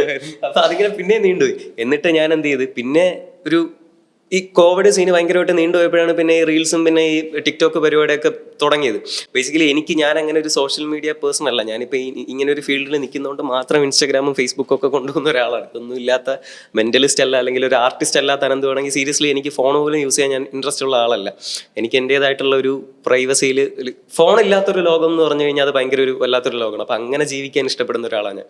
അപ്പം എനിക്കൊരു കുറേ ഗ്യാപ്പ് കഴിയുമ്പോഴായിരിക്കും ചിലപ്പോൾ ഇടയ്ക്ക് സ്റ്റോറി ഇടുന്നത്, അല്ലെങ്കിൽ നമ്മുടെ ഇവന്റ്സ് റിലേറ്റഡ് എന്തെങ്കിലും. അപ്പോൾ ഈ സ്റ്റോറി ഇടാതിരിക്കുമ്പോഴത്തേക്കും നിങ്ങൾ പറഞ്ഞു തന്നൊരു കാര്യമാണ്, സ്റ്റോറി ഇട്ടില്ലെങ്കിൽ റാപ്പോട്ട് പോകും. അപ്പം നിങ്ങൾ പറഞ്ഞതിൻ്റെ പുറത്താണ് ഞാൻ ഈ സാധനങ്ങളൊക്കെ ഇടുന്നത്, അല്ലാതെ എനിക്കായിട്ട് അങ്ങനെ ചെയ്യാനുള്ള ഒരു സാധനം എൻ്റെ മൈൻഡിലില്ല. അപ്പോൾ എന്നിട്ട് കോവിഡ് വന്ന സമയത്ത് ഞാൻ പിന്നെ അതിൽ നിന്നൊക്കെ ആ ഒരു ബാരിയറിൽ നിന്ന് ഇറങ്ങി വന്ന് ശരിയെങ്കിൽ നമുക്ക് സോഷ്യൽ മീഡിയയിൽ കുറച്ചുകൂടെ ഒന്ന് സെറ്റാക്കാന്ന് വെച്ചിട്ട് അങ്ങനെയാണ് സോഷ്യൽ മീഡിയയിൽ കൂടുതൽ വീഡിയോസും കാര്യങ്ങളൊക്കെ ചെയ്യുന്നത്. അതിൻ്റെ ഇടയിലാണ് നമ്മൾ ഈ സീക്രട്ട് ലെറ്റർ എന്ന് പറയുന്ന ഷോയും കാര്യങ്ങളൊക്കെ അതിൻ്റെ വർക്കൊക്കെ സ്റ്റാർട്ട് ചെയ്യുന്നത്. എന്നിട്ട് നമ്മളൊരു 2022 എന്നിട്ട് എന്ത് ചെയ്തു, 22 ആയപ്പോഴത്തേക്കും ഒരു ബേസിക് സ്ക്രിപ്റ്റ് പ്ലോട്ടൊക്കെ ആയി. എന്നിട്ട് ഞാനും ഇവനും കൂടെ ഒരു ഓഫീസ് എടുത്ത്, അത് കുറച്ച് ഒരു കാട് ഏരിയ ആയിരുന്നു. എന്നുവെച്ചാൽ ഒരു നമ്മുടെ ഷോയ്ക്കകത്ത് ഒരു ഹൊറർ എലമെന്റ് ഒക്കെ ഉണ്ട്. അപ്പോൾ അതിന് വേണ്ടിയിട്ട് കുറച്ചൊരു നമുക്കും ഒരു മിസ്റ്റീരിയസ് എലമെന്റ് കിട്ടണമെന്നുണ്ടെങ്കിൽ നമ്മൾ അതിലേക്ക് ഇറങ്ങി ചെല്ലണം. അപ്പം അങ്ങനെ ഒരു കുറച്ച് കാര്യങ്ങളിലേക്കൊക്കെ പോയി. അങ്ങനെ പോയി അവിടെ ഒരു അടച്ചിട്ട ഒരു വല്ലാത്തൊരു ഹോണ്ടഡ് ആയിട്ടുള്ള ഒരു ഏരിയ ആണ്. അപ്പം ചില ദിവസങ്ങൾ ഇവൻ കാണും, ചില ദിവസങ്ങൾ ഞാൻ മാത്രമേ ഉണ്ടാവുള്ളൂ. അപ്പം എനിക്ക് ആ ഒരു അലീസ എന്നാണ് ഒരു മർഡർ ഒരു കുട്ടിയുടെ പേര്. ഒരുപാട് പറഞ്ഞു കഴിഞ്ഞാൽ ഷോയുടെ സ്പോയിലർ ആയി പോകില്ല. ശരി. അപ്പോൾ ഈ അലീസയുടെ മർഡർ കാര്യങ്ങൾ അങ്ങനെ കുറച്ച് കാര്യങ്ങൾ ഇങ്ങനെ റിലേറ്റ് ചെയ്ത് ചെയ്യുന്ന സമയത്ത് മിക്ക ദിവസവും പുറത്ത് നല്ല മഴയുള്ള രാത്രികളാണ്, കറണ്ട് പോവും, അകത്ത് പാത്രം തട്ടുന്ന ഒച്ചയ്ക്ക് നമ്മൾ ഒറ്റയ്ക്കിരുന്ന് എഴുതുന്ന സമയത്ത് അങ്ങനെ ഒരു മൂഡ് ഉണ്ടാവുമല്ലോ, ഒരു പ്രേതം അല്ലെങ്കിൽ അതെ ഡയറക്ഷൻ സമയത്ത്. നമ്മള് കൊച്ചിലെ ജനലിൽ കൂടെ മൂത്രം ഒഴിക്കുന്നതിന് ഇപ്പൊ ആലോചിക്കണം, പുറത്തു പോകാൻ പേടിയായതുകൊണ്ട്. അതുകൊണ്ട് ഇപ്പൊ അവിടെ അന്വേഷണത്തിന്റെ കൂടെ കുറച്ച് ധൈര്യമൊക്കെ വന്നു തുടങ്ങി. ഇത് ശരിക്കും എവിടെയായിരുന്നു നിങ്ങളെ കുറച്ചുള്ളിലോട്ടാണ്. അത് പറഞ്ഞു കഴിഞ്ഞാൽ നമുക്ക് ഇനി അവിടെ പോകാനുള്ളതല്ലേ, അപ്പൊ പ്രൈവസി അത് പറയുന്നില്ല. അപ്പം ഓക്കെ, അല്ല നീ പറഞ്ഞ പോലെ എന്ന് വെച്ചാൽ അതിൽ നിന്ന് ഇതെടുത്ത് എഴുതാന്നല്ലടാ. ഇപ്പം എഴുതാനുള്ള ഒരു മൈൻഡ് കൂടുതലും വന്നുകൊണ്ടിരുന്ന രാത്രി എഴുതുന്ന അറ്റ്മോസ്ഫിയർ ഉണ്ടാവുന്ന രാത്രിയാണ്. പക്ഷെ ഇങ്ങനെ എഴുതിക്കൊണ്ടിരിക്കുന്ന സമയത്ത് ഓക്കെ, ഇപ്പൊ ഈ ഒരു റൂമിൽ ഈ ഒരു സ്റ്റുഡിയോയിൽ ഞാൻ മാത്രമേ ഉള്ളൂ, ഞാനിങ്ങനെ അല്ലെങ്കിൽ നീ മാത്രമേ ഉള്ളൂ, നീ ഇങ്ങനെ എഴുതിക്കൊണ്ടിരിക്കുകയാണ്. നിന്റെ മനസ്സിൽ വരുന്ന എഴുത്തുകൾ ഇങ്ങനെയാണ്. നിഗൂഢമായിട്ടുള്ള രാത്രികളിൽ പല ദിവസവും ഞാൻ ഉറങ്ങാതെ അലഞ്ഞുകൊണ്ടിരുന്നപ്പോഴത്തേക്കും എൻ്റെ മനസ്സിലേക്ക് വന്ന ഇങ്ങനെ കുറച്ച് മിസ്റ്റീരിയസ് ആയിട്ടുള്ള തോട്ട്സ് ആണ് നിന്റെ മനസ്സിലേക്ക് വരുന്നത്. ഇപ്പോൾ ഒരു സൗണ്ട് കേട്ടു, നീ മാത്രമേ ഇവിടെ ഉള്ളൂ, അപ്പം അങ്ങനത്തെ ഒരു കൈൻഡ് ഓഫ് സാധനങ്ങൾ. പക്ഷെ എനിക്കൊന്ന് കൂടുതലായിട്ടുണ്ട്. അതിനെല്ലാം നമ്മൾ ഈ പറഞ്ഞ പോലെ പാരാനോർമൽസ് എന്തൊക്കെ പറഞ്ഞാലും അതൊക്കെ ഉണ്ടാവാൻ ഒരുപാട് സയന്റിഫിക് റീസൺസ് ഉണ്ടെന്ന് വിശ്വസിക്കുന്ന ആളാണ് ഞാൻ. ഇപ്പൊ പേടിക്കുന്നതിന്റെ കാര്യമായാലും ഇപ്പൊ ഞാനിപ്പോൾ അകത്ത് പാത്രം തട്ടുന്ന ഒച്ച മിക്ക ദിവസങ്ങളും കേൾക്കും. അവിടെ ഒരു ചെറിയൊരു കിച്ചൺ ഏരിയ ഉണ്ട്. അവിടെ നിന്ന് മിക്ക ദിവസം പാത്രം ഞാൻ ചെന്ന് നോക്കുമ്പോഴത്തേക്കും താഴെ കിടക്കും പാത്രങ്ങളെല്ലാം. അപ്പൊ ഈ പാത്രങ്ങളെല്ലാം ഞങ്ങൾ കൊണ്ടുപോയാണ്, കഞ്ഞിയും കറിയും വെച്ച് കഴിക്കണമല്ലോ. അവിടെ വീട്ടിൽ പോകണത് അതിന്റെ കുറെ മാസം കഴിഞ്ഞെന്തോ കോൺഷ്യസ്നെസ്സിൽ നമുക്ക് ഓക്കെ അറിയാം, ഇത് പൂച്ചപ്പെട്ടി വല്ലതും കയറി തട്ടിയിട്ടതാവാം, അല്ലെങ്കിൽ എലി വല്ലതും തട്ടിയിട്ടാ. പക്ഷെ എന്നാൽ ആ ഒരു അറ്റ്മോസ്ഫിയർ കുറച്ചുകൂടെ സ്ട്രോങ് ആക്കാനായിട്ട് എനിക്ക് എലമെന്റ്സ് സഹായിച്ചു. ഞാനതിനെ പർപ്പസ്ഫുള്ളി ഓക്കെ എനിക്ക് ഈ ഒരു മൂഡിൽ എനിക്ക് എൻ്റെ ഉള്ളിൽ നിന്ന് എന്തോ ഒരു സാധനം ലൈക്ക് ഇത് എഴുതാൻ വേണ്ടിയിട്ട് എനിക്ക് കിട്ടിക്കൊണ്ടിരിക്കുകയാണ് എന്നുള്ളൊരു വിഷണറിയിലാണ് എനിക്ക് ആക്ച്വലി ആ ഒരു സ്റ്റോറി എനിക്ക് കംപ്ലീറ്റ് ചെയ്യാൻ പറ്റിയത്. അപ്പോൾ അങ്ങനെ ഒരു ഇൻസിഡന്റ് ഉണ്ടായിട്ടുണ്ട്. നമ്മുടെ അടുത്ത് എനിക്ക് തോന്നുന്നു സീക്രട്ട് ലെറ്റർ എന്ന ഒരു ഷോയുടെ ഇത്രയും വലിയ ഞങ്ങൾക്ക് അത്രയും മനസ്സിൽ കൊണ്ടു നടക്കുന്ന ആ ഒരു ഷോയുടെ ഒരു ഏറ്റവും വലിയ ഫസ്റ്റ് ഇമ്പാക്റ്റ് ആയിട്ട് എനിക്ക് തോന്നിയത് ഞങ്ങൾ ആ ഓഫീസ് എടുക്കാൻ കാണിച്ച ഒരു ഇതുണ്ടല്ലോ. ഞാൻ പറയുന്ന കാര്യമാണ്, നമ്മളൊരു കാര്യം ഒരു സാധനം ഫോക്കസ് ചെയ്യുന്ന സമയത്ത് എല്ലാവരും പറയും പ്ലാൻ ചെയ്യുക, ലൈക്ക് അതിനെ ഇങ്ങനെ എഴുതി ഉണ്ടാക്കുക. പക്ഷെ ഞാൻ പറയുന്നതെന്ന് വെച്ച് കഴിഞ്ഞാൽ ടു സ്റ്റാർട്ട്, തുടങ്ങുക, ഇനിഷ്യേറ്റീവ് കൊടുക്കുക. ശരിക്കും കാര്യം ഇപ്പൊ ശരിക്കാണെന്ന് പറഞ്ഞാല് ഇപ്പൊ എന്റെ മനസ്സിലും ഒരു 99 പ്ലാൻ എന്റെ മനസ്സിൽ ഓടുന്നുണ്ട്. പക്ഷെ അതിൽ ഒരെണ്ണം പോലെ എക്സിക്യൂട്ട് ചെയ്യാനുള്ള ഒരു മോട്ടിവേഷന്റെ കുറവാണ് ശരിക്കും പെർസിവറൻസ്. ഇപ്പൊ അനന്ത് ഞാൻ പറഞ്ഞില്ലേ, അനന്തിന് ഒരു സാധനം വർക്കൗട്ടാക്കി എടുത്താലേ എനിക്ക് ഉറക്കം വരുള്ളൂ എന്ന് അനന്ത് പറയുന്നത് അനന്തിന്റെ പെർസിവറൻസ്. ഞാൻ പറഞ്ഞില്ലേ, ഇപ്പൊ ഒരാളും സക്സസ്ഫുൾ ആവുന്നത് വെറുതെ അല്ല. ഇപ്പൊ പറയാം അനന്ത് ഭയങ്കര ലക്കിയാണ്, അനന്ത് അങ്ങ് കയറിപ്പോയി. ലക്ക് എന്ന് പറഞ്ഞ് അതിനെ ഒതുക്കുന്നതിന് മുന്നേ അറിയണം അതിന്റെ പുറകെ എന്തോരം വർക്ക് ചെയ്തിട്ടുണ്ടെന്നുള്ളത്. ശരിക്കും ലക്ക് എന്ന് പറഞ്ഞാൽ നമ്മൾ അതിന്റെ പുറകെ ഒരു സാധനം ഒതുക്കുന്നതിന് ബേസിക്കലി നമ്മളൊരു കാര്യം നീ പറഞ്ഞ ഒരു 100 പ്ലോട്ട് ഇങ്ങനെ വരുന്നു. പക്ഷേ എല്ലാ സമയവും നമ്മുടെ 100 ചിന്തകളും ശരിയാണോന്നില്ല. അപ്പൊ അതിനെ ഫിൽട്ടർ ചെയ്ത് ഡിസിഷൻ മേക്കിങ്ങിന് ഒരു ഭയങ്കര ഒരു ഇതുണ്ട്. അപ്പൊ അതിൽ നിന്നൊരു ഡിസിഷൻ മേക്ക് ചെയ്ത് ചില സമയത്ത് നമ്മൾ പറയും ഒറ്റ മൈൻഡിൽ പോകാന്നുള്ള ഒരു സാധനം പറയും. അതിന് ബോത്ത് നെഗറ്റീവ് ഇമ്പാക്റ്റും ഉണ്ട് പോസിറ്റീവ് ഇമ്പാക്റ്റും ഉണ്ട്. പക്ഷെ എന്നാലും ടു ബിഗിൻ ടു സ്റ്റാർട്ട് എന്ന് പറയുന്നതായിരിക്കും എൻ്റെ. ഞാൻ സ്കൂളിൽ പഠിച്ചപ്പോൾ വായിച്ച ആര് പറഞ്ഞതെന്ന് എനിക്ക് ഓർമ്മയില്ല. എന്ന് വെച്ചാൽ എനിക്ക് നല്ല ഇഷ്ടം ഈ ലെക്കെന്ന് പറഞ്ഞ ലെക്കുണ്ട്, ബട്ട് ഇറ്റ് ഈസ് ഓൺലി 1%. 99% കഠിനാധ്വാനവും 1% ഭാഗ്യമാണ് ഒരുത്തനെ മുന്നോട്ട് കൊണ്ടുപോകുന്നത്. അതെ, നമ്മളിപ്പം ഭയങ്കര സെറ്റപ്പിലിരിക്കുന്ന ഒരാള്, ഇപ്പം ഞങ്ങൾ ഇപ്പം നമ്മൾ ഇത്രയും ആദർശങ്ങളൊക്കെ നമ്മൾ പറയുമെങ്കിലും നമ്മൾ പോലും അറിയാതെ പറഞ്ഞു വന്ന ചില കാര്യങ്ങളുണ്ട്. ഭയങ്കര സക്സസ്ഫുൾ ആയിട്ടിരിക്കുന്ന ഒരാളിനെ നോക്കിയിട്ട് ഓ അയാളുടെ ഭാഗ്യം, അയാൾ അങ്ങനെ, പക്ഷെ അയാൾ എങ്ങനെ എത്തി എന്നുള്ളത് ഈ ഭാഗ്യവാൻ എങ്ങനെ ഭാഗ്യവാനായി എന്നുള്ളത് ശരിക്കുള്ള ഭാഗ്യവാൻ സഞ്ചരിച്ച അതേ പാത. അയാളുടെ ഒരു ഇനിഷ്യൽ സ്റ്റേജ് എടുത്തു കഴിഞ്ഞു കഴിഞ്ഞാൽ ഇയാൾ എങ്ങനെ സ്റ്റാർട്ട് ചെയ്തു അവിടെ തന്നെയാണ് നമ്മളും നിൽക്കുന്നത്. അപ്പം പ്രോസസ്സാണ്. എനിക്കിപ്പോഴും ഫീൽ ചെയ്തിട്ടുള്ളൂ, ഞാൻ ശരിക്കും കണ്ടിട്ട് എനിക്ക് ശരിക്കും ഇമ്പാക്ട് തോന്നിയിട്ടുള്ള ഒരു സാധനം, ഒത്തിരി പേര് അനന്തിനെ കോപ്പി ചെയ്യാൻ ശ്രമിച്ചു. ആസിൻ കോപ്പി ചെയ്യാനെന്ന് പറഞ്ഞാൽ എടാ ഫോളോ ചെയ്യുന്നതും കോപ്പി ചെയ്യുന്നതും ഒരു വ്യത്യാസമുണ്ട്. ഞാൻ ഡിസൈൻ ചെയ്തൊരു പോസ്റ്റർ ഷോ കഴിഞ്ഞ് കുറച്ച് കളഞ്ഞപ്പോൾ അതേ തീം അതേ സാധനം ഒരുമാതിരി എടാ തമ്മിലൊക്കെ എക്സാക്ട് കോപ്പി. അപ്പോൾ ഞാൻ അറിയുന്നത് ശരിക്കും അനന്തുവിനുണ്ടായിരുന്ന അതേ സമയം, അതേ പ്രായം, അതേ റിസോഴ്സസ് വേറൊരാൾക്കും ഉണ്ട്. അനന്തു ഉണ്ടാക്കിയൊരു യുണീക്നെസ് ഉണ്ട്. അത് വേണമെങ്കിൽ മേ ബി ചിലപ്പോൾ നിന്റെ കൂടെ ഉണ്ടായിരുന്ന ടീമായിരിക്കാം. എല്ലാ ക്രെഡിറ്റ് ഇപ്പൊ നിന്റെ തന്നെ എന്ന് പറയാൻ പറ്റത്തില്ല. ഇപ്പൊ നിന്റെ ടീം ശരിക്കും പറഞ്ഞാൽ ഉള്ള കാര്യം പറഞ്ഞാൽ ഞങ്ങളുടെ മെന്റലിസ്റ്റ് അനന്തുവിന്റെ ടീമിലുള്ള എല്ലാവർക്കും മനസ്സിൽ ഞങ്ങൾ പലരെയും ചിലപ്പോൾ ചീത്ത വിളിക്കുന്നുണ്ടാവും. കാരണം ഞങ്ങൾക്ക് തന്നെ അറിയാം ഞങ്ങളുടെ ടീമിന്റെ അകത്തുള്ള അനന്തുവിന്റെ ഒരു ഭയങ്കര, ഇപ്പം അനന്തു നമ്മുടെ സീക്രട്ട് ലെറ്റർ എന്ന ഷോയുടെ ഒരു വേർഡ് എഴുതണമെങ്കിൽ ചിലപ്പോൾ ഒരു വേർഡ് 100% അനന്തുവിന്റെ ഒരു ഇതായിട്ട് ഞാൻ മനസ്സിലാക്കിയത് എത്രത്തോളം എഴുതിയാലും സാറ്റിസ്ഫൈ ആവത്തില്ല. എന്ത് കിട്ടിയാലും എന്ന് വെച്ചാൽ നമ്മളിപ്പം എനിക്കൊണ്ട് ഞാനും അനന്തവും കൂടെ ഒരുമിച്ച് ഏതോ ഒരു കണ്ടന്റിന്റെ ഇങ്ങനെ സ്ക്രിപ്റ്റ് ഡിസ്കസ് ചെയ്തുകൊണ്ട്, നമ്മൾ സീക്രട്ട് ഷോയുടെ സ്ക്രിപ്റ്റ് ഡിസ്കസ് ചെയ്തുകൊണ്ടിരുന്നപ്പോൾ ഞാൻ അനന്തുവിന്റെ അടുത്ത് ഇങ്ങനെ ഒരു ഇത് പറയും. അപ്പൊ അനന്തു ഒറ്റ ഡയലോഗ് അവിടെ പറയുന്നത് അതുക്കും മേലെ, ഞാൻ പറയും വീണ്ടും അടുത്ത് ഇത് അതുക്കും മേലെ, ഇങ്ങനെ അതുക്കും. അപ്പൊ ഞാൻ വിശ്വസിക്കും, എനിക്ക് ഇപ്പം ഈ ഒരു മേഖലയിലൊന്നും എനിക്ക് അത്ര ഒരു ഇതൊന്നുമില്ല. നമ്മൾ നോർമലായിട്ട് സ്കൂള് കോളേജ് ആ ഒരു ഇതിൽ പോലെ എനിക്ക് മെന്റലിസമായിട്ടും മാജിക്കായിട്ടും എനിക്ക് യാതൊരു ബന്ധമില്ല. പിന്നെ ഞങ്ങൾ മനസ്സിൽ വരുന്ന കുറെ ഇപ്പം സിനിമാറ്റിക് ആയിട്ടുള്ള കാര്യങ്ങളോ അല്ലെങ്കിൽ എന്തെങ്കിലും ഒരു ഐഡിയാസ്. പിന്നെ എനിക്ക് ഈ നമ്മുടെ സാഹിത്യമൊക്കെ കുറെ ഇഷ്ടമായിരുന്നു. അതുകൊണ്ടാണ് ഞങ്ങൾ BA മലയാളമൊക്കെ എടുത്തത്. സാഹിത്യം അങ്ങനെ കുറച്ച് സാഹിത്യപരമായിട്ട് എന്തെങ്കിലും കാര്യങ്ങൾ എന്ത് പറഞ്ഞാലും അനന്തു അറ്റ് ദ മൊമെന്റ് പറയും അതുക്കും മേലെ, നമുക്ക് അതുക്കും. അപ്പം ഞാൻ കുറച്ച് കഴിഞ്ഞപ്പോൾ മനസ്സിലായി ഇനി അതുക്കും മേലെ എന്തെങ്കിലും ഉണ്ടോ എനിക്ക്. അപ്പോഴാണ് എനിക്ക് മനസ്സിലായേ അതുക്കും മേലെ ഇല്ലാത്തത് മിത്തുവിന് മാത്രമാണ്, എനിക്കാണ് അതുക്കും മേലെ ഇല്ലാത്തത്. കുറച്ച് കഴിഞ്ഞ് അനന്തു അതിന്റെ ഏറ്റവും ഫൈനൽ ഇതാണ് ഔട്ട്കം എന്ന് പറയുമ്പോൾ ഓ ഇതായിരുന്നു അത്. പക്ഷേ ആ ഒരു ഔട്ട്കം ഉണ്ടാവുന്ന ഇവൻ പറഞ്ഞ ഇപ്പം നമ്മളിപ്പോ ഒരു ചെറിയൊരു എലമെന്റിൽ നിന്നായിരിക്കും വലിയൊരു ബാഹുബലി എന്ന് പറയുന്ന സിനിമ എടുത്തു കഴിഞ്ഞാൽ അപ്പം അവരെങ്ങനെ ക്രിയേറ്റ് ചെയ്യുന്ന നമുക്ക് അറിഞ്ഞൂടാ. പക്ഷെ ഇത്രയും വലിയൊരു സാധനത്തിന്റെ ചിലപ്പോൾ ആളുടെ ഒരു ഡയറക്ടറിന്റെ മനസ്സിൽ വന്നിരിക്കുന്ന ഒരു ചെറിയ പ്ലോട്ട്, ഒരു രാജ്യത്തെ രാജാവ് ഇത്രയായിരിക്കും വന്നത്, ഇതെല്ലാവരുടെ മനസ്സിലും വരും. പക്ഷെ ആ ഒരു കറക്റ്റ് പ്ലോട്ട്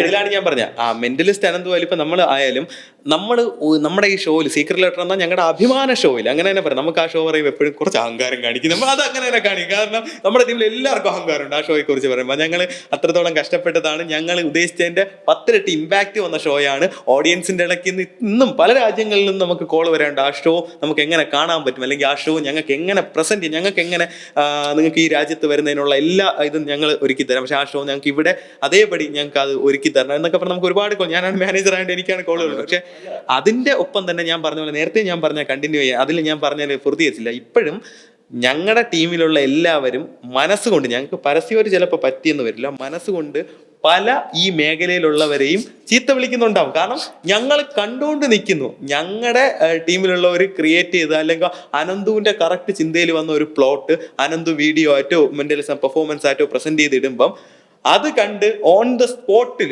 ഞാൻ ഇത്രയും ഓപ്പൺ ആയിട്ട് പറയുന്ന ഒരാളാണ്. കാരണം ഇതെങ്കിലും കണ്ട് നിങ്ങൾ മനസ്സിലാക്കുക എന്താണ് ഓരോ. ഇപ്പൊ ഉദാഹരണത്തിന് ഇത്രയേ ഉള്ളൂ, ഞാൻ ജിത്തു ജോസഫ് എന്ന് വിചാരിക്കുക, ഞാൻ ദൃശ്യം ചെയ്തു, ഒരുപാട് കഷ്ടപ്പെട്ട് ജോർജ് കുട്ടി ഉണ്ടാക്കി, ഒരുപാട് കഷ്ടപ്പെട്ട് വരുന്ന ഉണ്ടാക്കി, ഒരുപാട് കഷ്ടപ്പെട്ട് വരുന്ന കുഴിച്ചിട്ട് അങ്ങനെ ഇത്രത്തോളം ഒരു ദൃശ്യം എന്ന് പറയുന്ന ബ്രാൻഡ് ഉണ്ടാക്കിയിട്ട് കുറച്ച് നാൾ കഴിയുമ്പം മറ്റൊരാള് ഒരു സിനിമയായിട്ട് വരികയാണ്.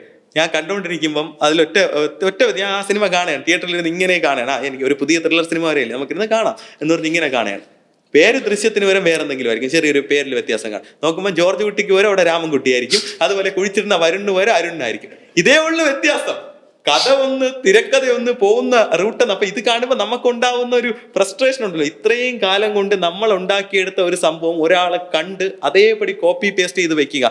ഇത് ഒരു മെന്റലിസ്റ്റ് അല്ലെങ്കിലും ഒരു മജീഷ്യൻ അല്ലെങ്കിലും ഈ മേഖലയായിട്ട് വലിയ ഒരു ഇല്ലെങ്കിൽ പോലും കാണുമ്പോൾ നമുക്കത് മനസ്സിലാവും എക്സാക്ട് ഇത് തന്നെയാണ് പറയുന്നത്. അപ്പം ഇത്രയും നമ്മളെ കഷ്ടപ്പെട്ട സാധനം ഒന്ന് പറിച്ചെടുത്തോണ്ട് പോകുന്ന പോലെ എങ്ങനെ പോകുന്നത്, അത് ഭയങ്കരമായിട്ട് ഒരിക്കലും നമുക്ക് അത്ര, ഞാൻ പറഞ്ഞല്ലോ, മനസ്സുകൊണ്ട് ചീത്ത വിളിക്കാൻ തോന്നുന്ന സംഭവമാണ്. പെയിൻ ഉണ്ടാകുന്നതിന്റെ ഇപ്പം അവനിപ്പം നമുക്ക് സീക്രട്ട് ലെറ്റർ എന്ന് പറയുന്നത് നമുക്കൊരു ഞങ്ങളുടെ ഒരു സ്വകാര്യ അഹങ്കാരം ഒന്നും ഇപ്പോൾ ഇങ്ങനെ ബാക്കിയുള്ള പലരും ഈ പറയുന്ന ചിലപ്പോൾ ഇൻസ്പയർഡ് ആയിട്ടായിരിക്കാം, അവർക്ക് ചിലപ്പോൾ കണ്ട് ഇഷ്ടപ്പെട്ടിട്ടായിരിക്കാം ഒക്കെ. അപ്പോൾ സെയിം സാധനം തന്നെ ഇങ്ങനെ എടുക്കുന്ന സമയത്ത് അവൻ അത്രയും പെയിൻഫുൾ ആയിട്ട് അത് പറയുന്നതിൻ്റെ കാര്യം എവറിത്തിങ് സ്റ്റാർട്ടിങ് ലൈക്ക് ഇതെല്ലാം തുടങ്ങുന്ന ഭയങ്കര പെയിനിൽ നിന്നാണ്. അപ്പം ഞങ്ങൾ ഭയങ്കര സ്ക്രാച്ചിൽ നിന്ന് സ്റ്റാർട്ട് ചെയ്തതാണ് ഈ ഷോ ഡിസൈനിങ് പരിപാടിയൊക്കെ. ഞങ്ങൾക്ക് കണ്ട് റെഫർ ചെയ്യാനോ അങ്ങനെ പഠിക്കാനൊന്നും വേറെ ഓപ്ഷൻസ് ഒന്നും ഇല്ല. ഇപ്പം ആദിച്ചേട്ടനൊക്കെ ഷോ ചെയ്യുന്നുണ്ട്, പക്ഷെ നമ്മുടെ മനസ്സിൽ ഓക്കെ ആദിച്ചേട്ടൻ്റെ ഉള്ള രീതിയിൽ വളരെ നല്ലൊരു ഷോ ചെയ്യുന്നുണ്ട്. അപ്പോൾ നമ്മളൊരു യുണീക്നെസ് കൊണ്ടുവരണമെന്നുണ്ടെങ്കിൽ പുള്ളി ചെയ്യുന്നതിൽ നിന്ന് വ്യത്യസ്തമായിട്ട് ചെയ്യണം. അപ്പോൾ ഒരു കോമ്പറ്റീഷൻ അല്ല, അതൊരു റെസ്പെക്റ്റ് ആണ്. ആള് ചെയ്യുന്ന ഒരു ഷോയെ നമ്മൾ റെസ്പെക്ട് ചെയ്യുന്നതാണ്. അപ്പോൾ അങ്ങനെ ചിന്തിച്ചാണ് ഫ്രം ദ സ്ക്രാച്ച് നമ്മൾ കുറേ കാര്യങ്ങൾ ഒരു ചെറിയൊരു ഇപ്പം ഞാനൊരു എക്സാമ്പിൾ പറഞ്ഞു കഴിഞ്ഞാൽ, ഇപ്പോൾ ഒരു മൊട്ടുസൂചി എടുത്തിട്ട് ഇപ്പോൾ അതിനെ ബേസിക് എക്സാമ്പിൾ, ഒരു മജീഷ്യൻ ഒരു മൊട്ടുസൂചി എടുത്ത് വാനിഷ് ചെയ്യാൻ തുടങ്ങുന്നു. ഈ ഒരു മൊട്ടുസൂചി വാനിഷിങ് നമുക്കിപ്പോൾ പല രീതിയിൽ നമുക്ക് ചെയ്യാം. ഈ ഒരു സാധനത്തിന് വേണ്ടി ചെറിയ എഫക്റ്റ് ആണ്, ഒരു എക്സാമ്പിൾ പറയുന്നതാണ്. ഈ ഒരു സാധനത്തിന് വേണ്ടി വെറും ഒരു മൊട്ടുസൂചി വാനിഷ് ചെയ്യാൻ വേണ്ടി മാത്രം ചിലപ്പോൾ നമ്മളൊരു 30-40 ദിവസം എടുത്തുന്നിരിക്കും.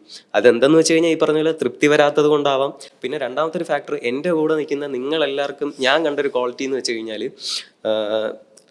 നീ നേരത്തെ പറഞ്ഞ സെയിം സാധനം, ഞാൻ എടാ ഇത് പോരാ എന്ന് പറയുന്ന സമയത്ത് ഇത് പോരെങ്കിൽ നീ വെച്ച് പോടാന്ന് പറഞ്ഞിട്ട് കളഞ്ഞിട്ട് പോവാതെ എൻ്റെ കൂടെ ഇത് പോരാ ഇതിൻ്റെ അപ്പുറം കൊണ്ടുവരണം എന്നുള്ളൊരു മൈൻഡ് സെറ്റിൽ എൻ്റെ കൂടെ നിൽക്കുന്ന ആൾക്കാർ നിൽക്കുന്നതുകൊണ്ടാണ്. ഇപ്പം എഡിറ്റിംഗ് ടൈമിലുള്ള നിന്റെ കഥകൾ പറയാനുണ്ട്, കഥകൾ ഘോരമായ കഥകൾ പറയാനുണ്ട്.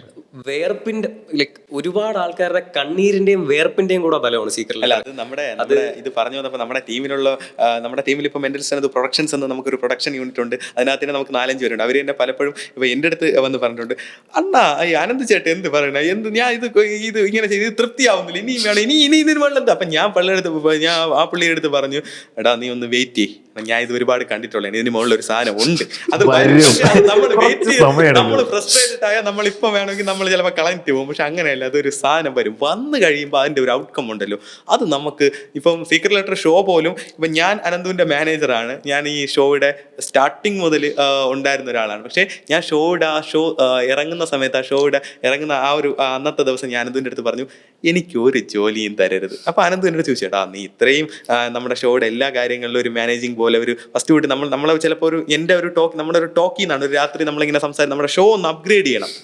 ഈ ഒറ്റ കാര്യം ഞാൻ പറഞ്ഞു, ഷോ ഒന്ന് ജസ്റ്റ് ഒന്ന് അപ്ഗ്രേഡ് ചെയ്യുമ്പോൾ ഇത്രത്തോളം അപ്ഗ്രേഡ് ചെയ്തു ഞാൻ വിചാരിച്ചില്ല. ഇത് ആ ഒരു സെറ്റപ്പിലേക്ക് പോയി സാധനം. അപ്പം അപ്ഗ്രേഡ് ചെയ്യണമെന്ന് പറഞ്ഞ ആ ഒരു മൊമെന്റിൽ നിന്ന് ഉണ്ടായ ഒരു സാധനം. അപ്പം ഈ ഒരു ഷോ ഞാൻ ഫസ്റ്റ് തൊട്ടേ കൂടെ ഉണ്ടായിട്ട്, നീ ആ ദിവസം നീ ഷോയുടെ ദിവസം നീ എല്ലാ കാര്യങ്ങളും ഒന്ന് മാനേജ് ചെയ്ത് നമ്മുടെ എല്ലാം ഒന്ന് മാനേജ് ചെയ്ത് ഉണ്ടാവണമെന്ന് ഞാൻ പറഞ്ഞ, ആ ദിവസം നീ എനിക്ക് ഒരു ജോലിയും തരരുത്, ഒരു ജോലി ഒന്ന് കുനിഞ്ഞൊരു കുപ്പ എടുക്കാൻ നീ എൻ്റെ അടുത്ത് പറയരുത്. അപ്പൊ ഞാൻ ടിക്കറ്റ് എടുത്ത് ഞാൻ മറ്റേ ഡയമണ്ട് ടിക്കറ്റ് പൈസ കൊടുത്ത് അവൻ്റെ അടുത്ത് പറഞ്ഞു, ഞാൻ വേണമെങ്കിൽ ടിക്കറ്റ് എടുത്ത് ഡയമണ്ട് ടിക്കറ്റ് തന്നെ എടുത്ത് ഞാൻ ഇരുന്ന് വേറെ ഒന്നും കൊണ്ടില്ല. എനിക്കപ്പോൾ എൻ്റെ മൈൻഡിൽ വന്നത് ഈ സാധനം, നമ്മൾ ഇത്രയും നമ്മൾ പ്ലാൻ ചെയ്തത്, നമ്മൾ ഇത് പേപ്പറിലോട്ട് ആക്കിയത്, അത് കഴിഞ്ഞ് നമ്മുടെ പ്രൊഡക്ഷൻ ടീം വന്നത്, അവരതിനെ എക്സിക്യൂട്ട് ചെയ്തത്, ഓരോ നമ്മുടെ ആയിട്ടുള്ള അനന്തുവിൻ്റെ ഐഡിയയിൽ അനന്തു ഓരോ സാധനങ്ങളുടെ ഒരു പ്രിപ്പറേഷനും അതിൻ്റെ മേക്കിങ് കാര്യങ്ങൾ പറഞ്ഞോളൂ, അത്രയും പെർഫെക്റ്റ് ആയിട്ട് നമ്മുടെ ടീമിലുള്ള എല്ലാവരും അത് ചെയ്യുന്നത്. ഇതിൻ്റെ എല്ലാം ഔട്ട്കം നമ്മൾ അവിടെ നമ്മൾ അതിന് എന്തെങ്കിലും ഒരു ജോലിയായിട്ട് ഇരുന്നാൽ എനിക്കിത് കറക്റ്റായിട്ട് കാണാൻ പറ്റില്ല. അതുകൊണ്ട് എനിക്ക് കാലും കയറ്റിയിട്ട് ഫ്രണ്ട് ഇരുന്ന് നമ്മുടെ മെന്റലിസ്റ്റ് അനന്തു സീക്രട്ട് ലെറ്റർ ഇതെനിക്ക് കാണണം. ഇത് ഞാൻ എടുത്ത ഏറ്റവും വലിയത്. ചിലപ്പോൾ എൻ്റെ ടീമിലുള്ളവർ തന്നെ എന്നെ കുറ്റം പറഞ്ഞു, എന്തായാലും നമ്മൾ ഇത്രയും പേര് അതിൻ്റെ ബാക്കിൽ എല്ലാ ജോലിയും കാര്യങ്ങളും പല ജോലിയും കാര്യങ്ങളും നോക്കുക. നമ്മുടെ ഷോ സെറ്റ് ചെയ്യുന്ന ഒരു ഷോ നമ്മൾ ഈവനിങ് തുടങ്ങുമെങ്കിൽ നമുക്ക് രാവിലെ തൊട്ടേ അതിൻ്റെ സെറ്റിംഗ്സ് വർക്കും മാനേജിങ്ങും ബാക്കി എല്ലാം തുടങ്ങണം. അപ്പം ഞാൻ അതിലൊന്നും ഏർപ്പെടാതെ വൈകുന്നേരം ആയപ്പോൾ ഞാൻ കുളിച്ച് എല്ലാം ഓക്കെയാണ് എന്ന് വന്ന് ഞാൻ ഫ്രണ്ടിൽ. അപ്പം അവരൊക്കെ എൻ്റെ മനസ്സിൽ ചീത്ത വിളിക്കായിരിക്കും, കാരണം മാനേജറാണ് ഇങ്ങനെ നിൽക്കുന്നത്, എല്ലാ കാര്യങ്ങളും നിയന്ത്രിക്കേണ്ട ആൾ വൈകുന്നേരം ഷോ സമയമാകുമ്പോൾ വരുന്ന കുളിച്ച് കുട്ടപ്പനായിട്ട് ടിക്കറ്റ് ഒക്കെ എടുത്ത് ഫ്രണ്ടിൽ വന്നു. അപ്പം ഞാൻ അത് കാണാത്ത വരില്ല.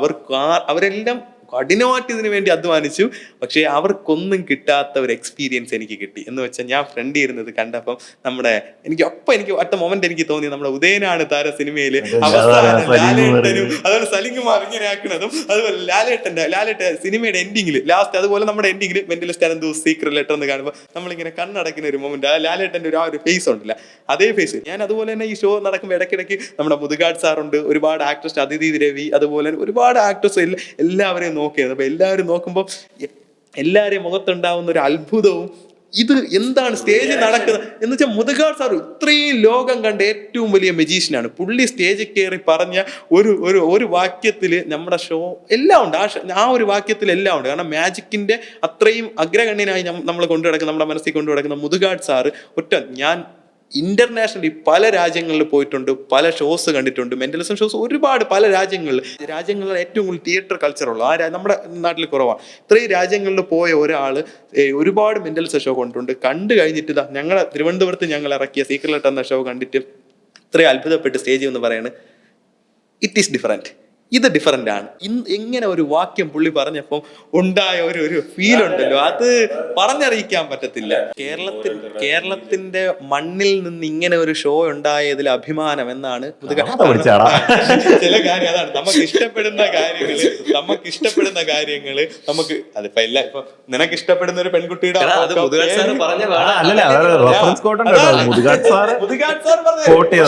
അതാണ് ഞാൻ പറയാം. എന്തുകൊണ്ട് ഞാനത് കാണാപ്പാടം പഠിച്ചതല്ല, നമ്മുടെ മൈൻഡിൽ സ്റ്റക്കാ നിൽക്കുന്ന നിനക്ക് ഇഷ്ടപ്പെട്ട ഒരു പെണ്ണിന്റെ പേര് നീ ഒരിക്കലും നിന്റെ മനസ്സിന് പോകില്ല. ആ പെണ്ണ് ചിലപ്പോ നിന്റെ അടുത്ത് പറഞ്ഞൊരു റൊമാൻറ്റിക് ഡയലോഗ് പോലും പോകില്ല.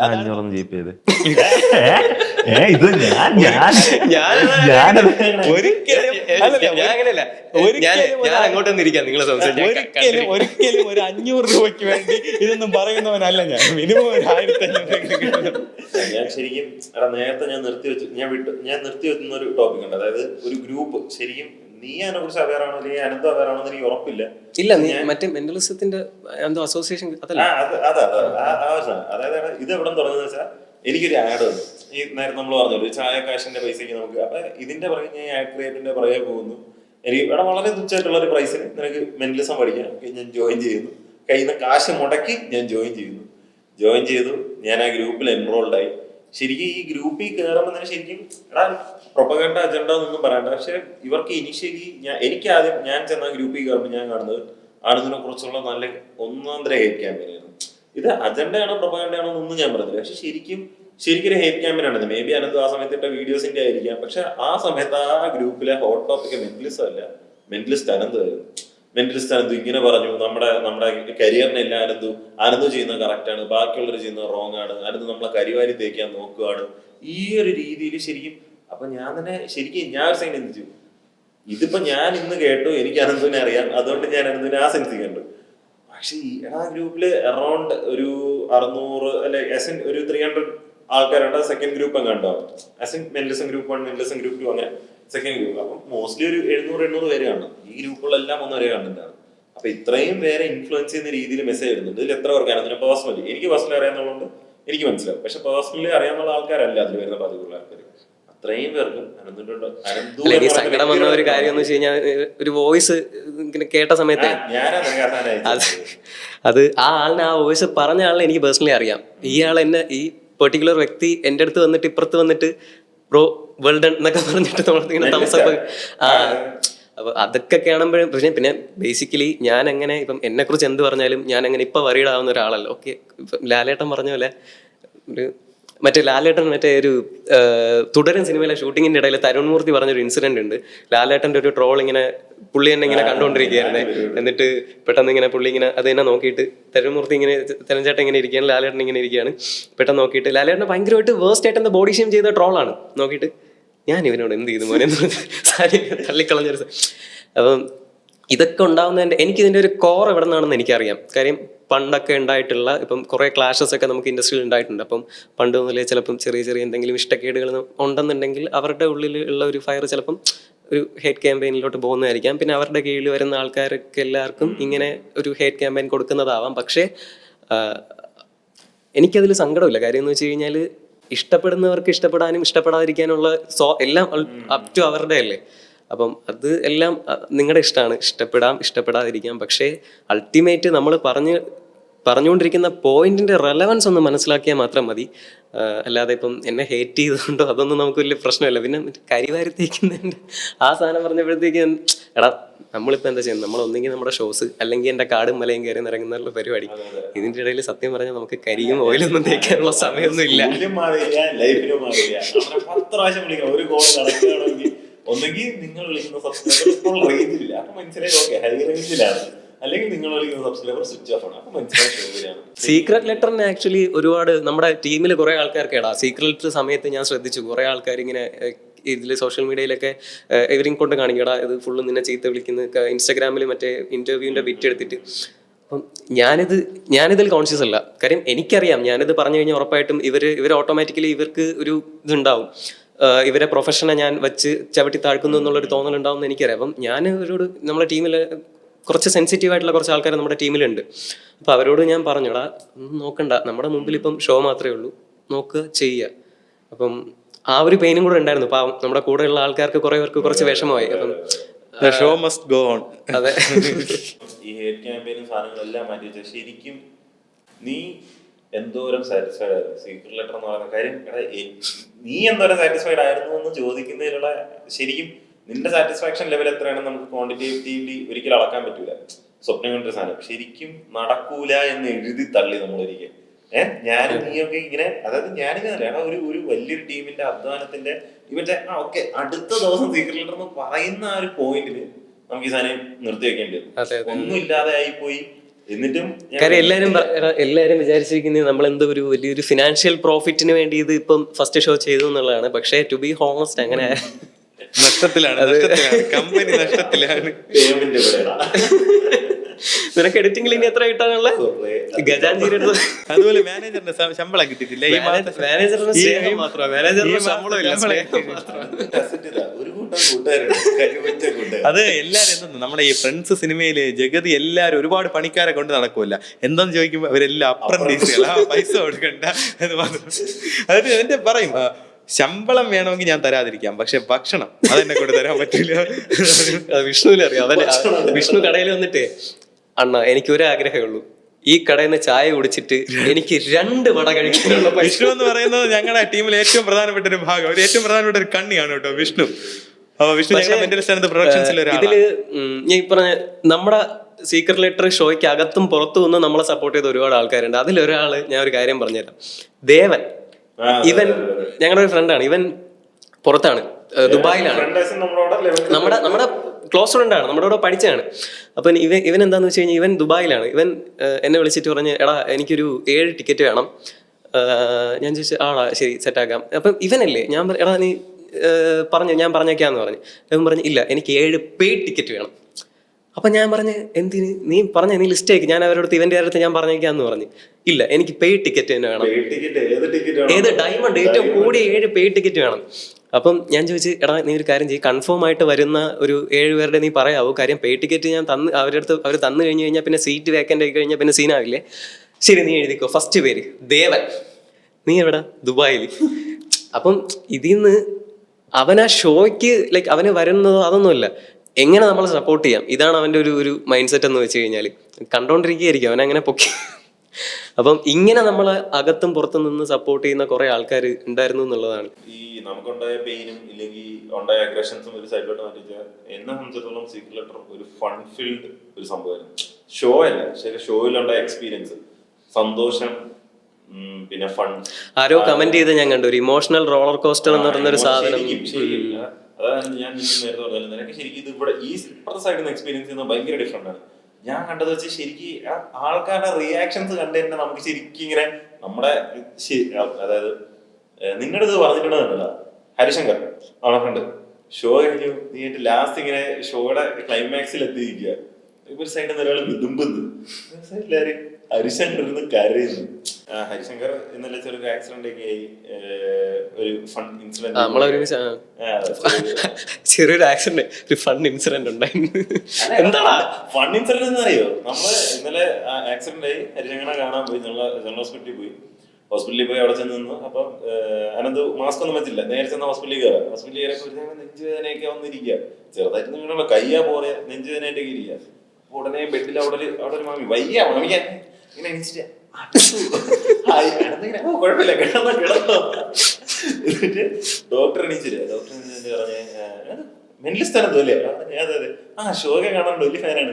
ഞാൻ ചെറുക്കിന് കുഴപ്പമൊന്നുമില്ല, വിളിച്ചോണ്ട് ചെറുക്കിയ പേടിച്ചിട്ടാണ്. കുഴപ്പമൊന്നുമില്ല, പേടി തട്ടി. എനിക്ക് ഈ അനന്ത് നമ്മുടെ ഷോയെ ആരോ ഒരാൾ കമന്റ് ചെയ്യുന്ന ഇമോഷണൽ റോളർ കോസ്റ്റർ, അത് അനന്തൊരു ഭയങ്കര ഇഷ്ടപ്പെട്ട കമന്റ് ആണ്, അതാണ് എടുത്ത് പറഞ്ഞത്. അതേ ഒരു ബേസിൽ എനിക്ക് ഭയങ്കരമായിട്ട് ഇഷ്ടപ്പെട്ട ഒരു കമന്റ് ആണ് ഈ ഒരാൾ ഒരു ഓഡിയൻസ്, അത് കമന്റ് ആയിട്ടല്ല, നമ്മുടെ ഷോ കഴിഞ്ഞിട്ട് നമ്മളടുത്ത് പറഞ്ഞു. അപ്പൊ എനിക്ക് തോന്നുന്നു എന്നെ മാനേജറാണെന്ന് അറിയാം. നമ്മൾ നീ ഭയങ്കര അവർ പറഞ്ഞ എനിക്ക് ആ ഒരു രണ്ട് ഫിലിം തമ്മിൽ അവർ കമ്പെയിൻ ചെയ്ത് പറഞ്ഞു, എനിക്ക് ഭയങ്കര ഇഷ്ടപ്പെട്ടു. അവർ പറഞ്ഞു നിങ്ങളുടെ ഷോ ബാഹുബലിയോ ആണ്, നിങ്ങളുടെ ഷോയ്ക്കകത്ത് CID മൂസയുടെ എലമെന്റും ഉണ്ട്. അപ്പം നമുക്ക് കിട്ടി. അപ്പം അവരതിനെ ഡീകോഡ് ചെയ്ത് പറഞ്ഞു വെച്ചാൽ നിങ്ങളുടെ ഷോയിൽ ആശ്ചര്യപ്പെടാനും അത്ഭുതപ്പെടാനും ഉള്ള ഒരു രോമാഞ്ചം തരാനുള്ള അങ്ങനത്തെ സംഭവങ്ങളുണ്ട്. പക്ഷേ എവിടെയൊക്കെ കുറച്ച് ഭാഗങ്ങളിൽ നമുക്ക് ഒരുപാട് മനസ്സറിഞ്ഞ് ചിരിക്കാനും CID മൂസ പോലെ നമുക്ക് ഒന്നും ചിന്തിക്കാതെ മനസ്സറിഞ്ഞ് ചിരിക്കാനും. അപ്പോൾ അതാണ് നമുക്ക് എല്ലാ ഇമോഷൻസും, അതാണ് നമ്മുടെ ഏറ്റവും വലിയ സാറ്റിസ്ഫാക്ഷൻ. പക്ഷേ ഒരു കാര്യം ഞാൻ ശ്രദ്ധിച്ചെന്നറിയോ, ഇപ്പം ഒരു ഷോയുടെ ഗ്രാഫ് ഉയരുന്നതും താഴുന്നത് അതിൽ ഓഡിയൻസിന്റെ പാർട്ടിസിപ്പേഷനും അവരുടെ അവരുടെ ഒരു സാധനം, ഒരു ഓറ എന്താണെന്ന് അറിയില്ല, അത് ഭയങ്കര ഒരു വലിയ ഫാക്ടറാണ്. പല സ്റ്റേജിലും നമ്മൾ ഭയങ്കര സക്സസ് ആവുമെന്ന് വിചാരിക്കുന്ന ചില ഇവൻസ് ഒക്കെ ചിലപ്പം നമ്മൾ വിചാരിക്കുന്ന അത്ര ലെവലിൽ എത്തത്തില്ല. നമ്മളെ ഒട്ടും എക്സ്പെക്ട് ചെയ്യാത്ത ചില ഇവൻസ് ആയിരിക്കും ഭയങ്കര റേഞ്ചിലും കയറി പോകുന്നത്, ലാസ്റ്റ് സ്റ്റാൻഡിങ് ഓവേഷനൊക്കെ വന്നിട്ട്. അപ്പോൾ അതിൽ ഓഡിയൻസിൻ്റെ ഒരു വലിയൊരു ഇൻവോൾവ്മെൻ്റ് ഉണ്ട്.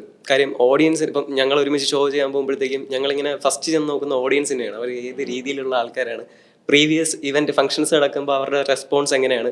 ഞാൻ ഓരോ ഷോയ്ക്കുമ്പം ഗ്രീൻ റൂമിൽ നിന്ന് കാണാൻ പറ്റുന്ന ദൂരത്തിലാണെങ്കിൽ എല്ലാ ഓഡിയൻസിൻ്റെയും ഫേഷ്യൽ ആൻഡ് ബോഡി ലാംഗ്വേജ് ഇതിങ്ങനെ ഞാൻ വെറുതെ ഇങ്ങനെ ഒരു അനാലിസിസ് ചെയ്യും. കാര്യം എത്ര പേര് എങ്ങനെയൊക്കെ ആയിരിക്കും അവർ പോകുന്നത്, ഇവർ വന്നു കഴിഞ്ഞാൽ എങ്ങനെയൊക്കെ ആയിരിക്കും.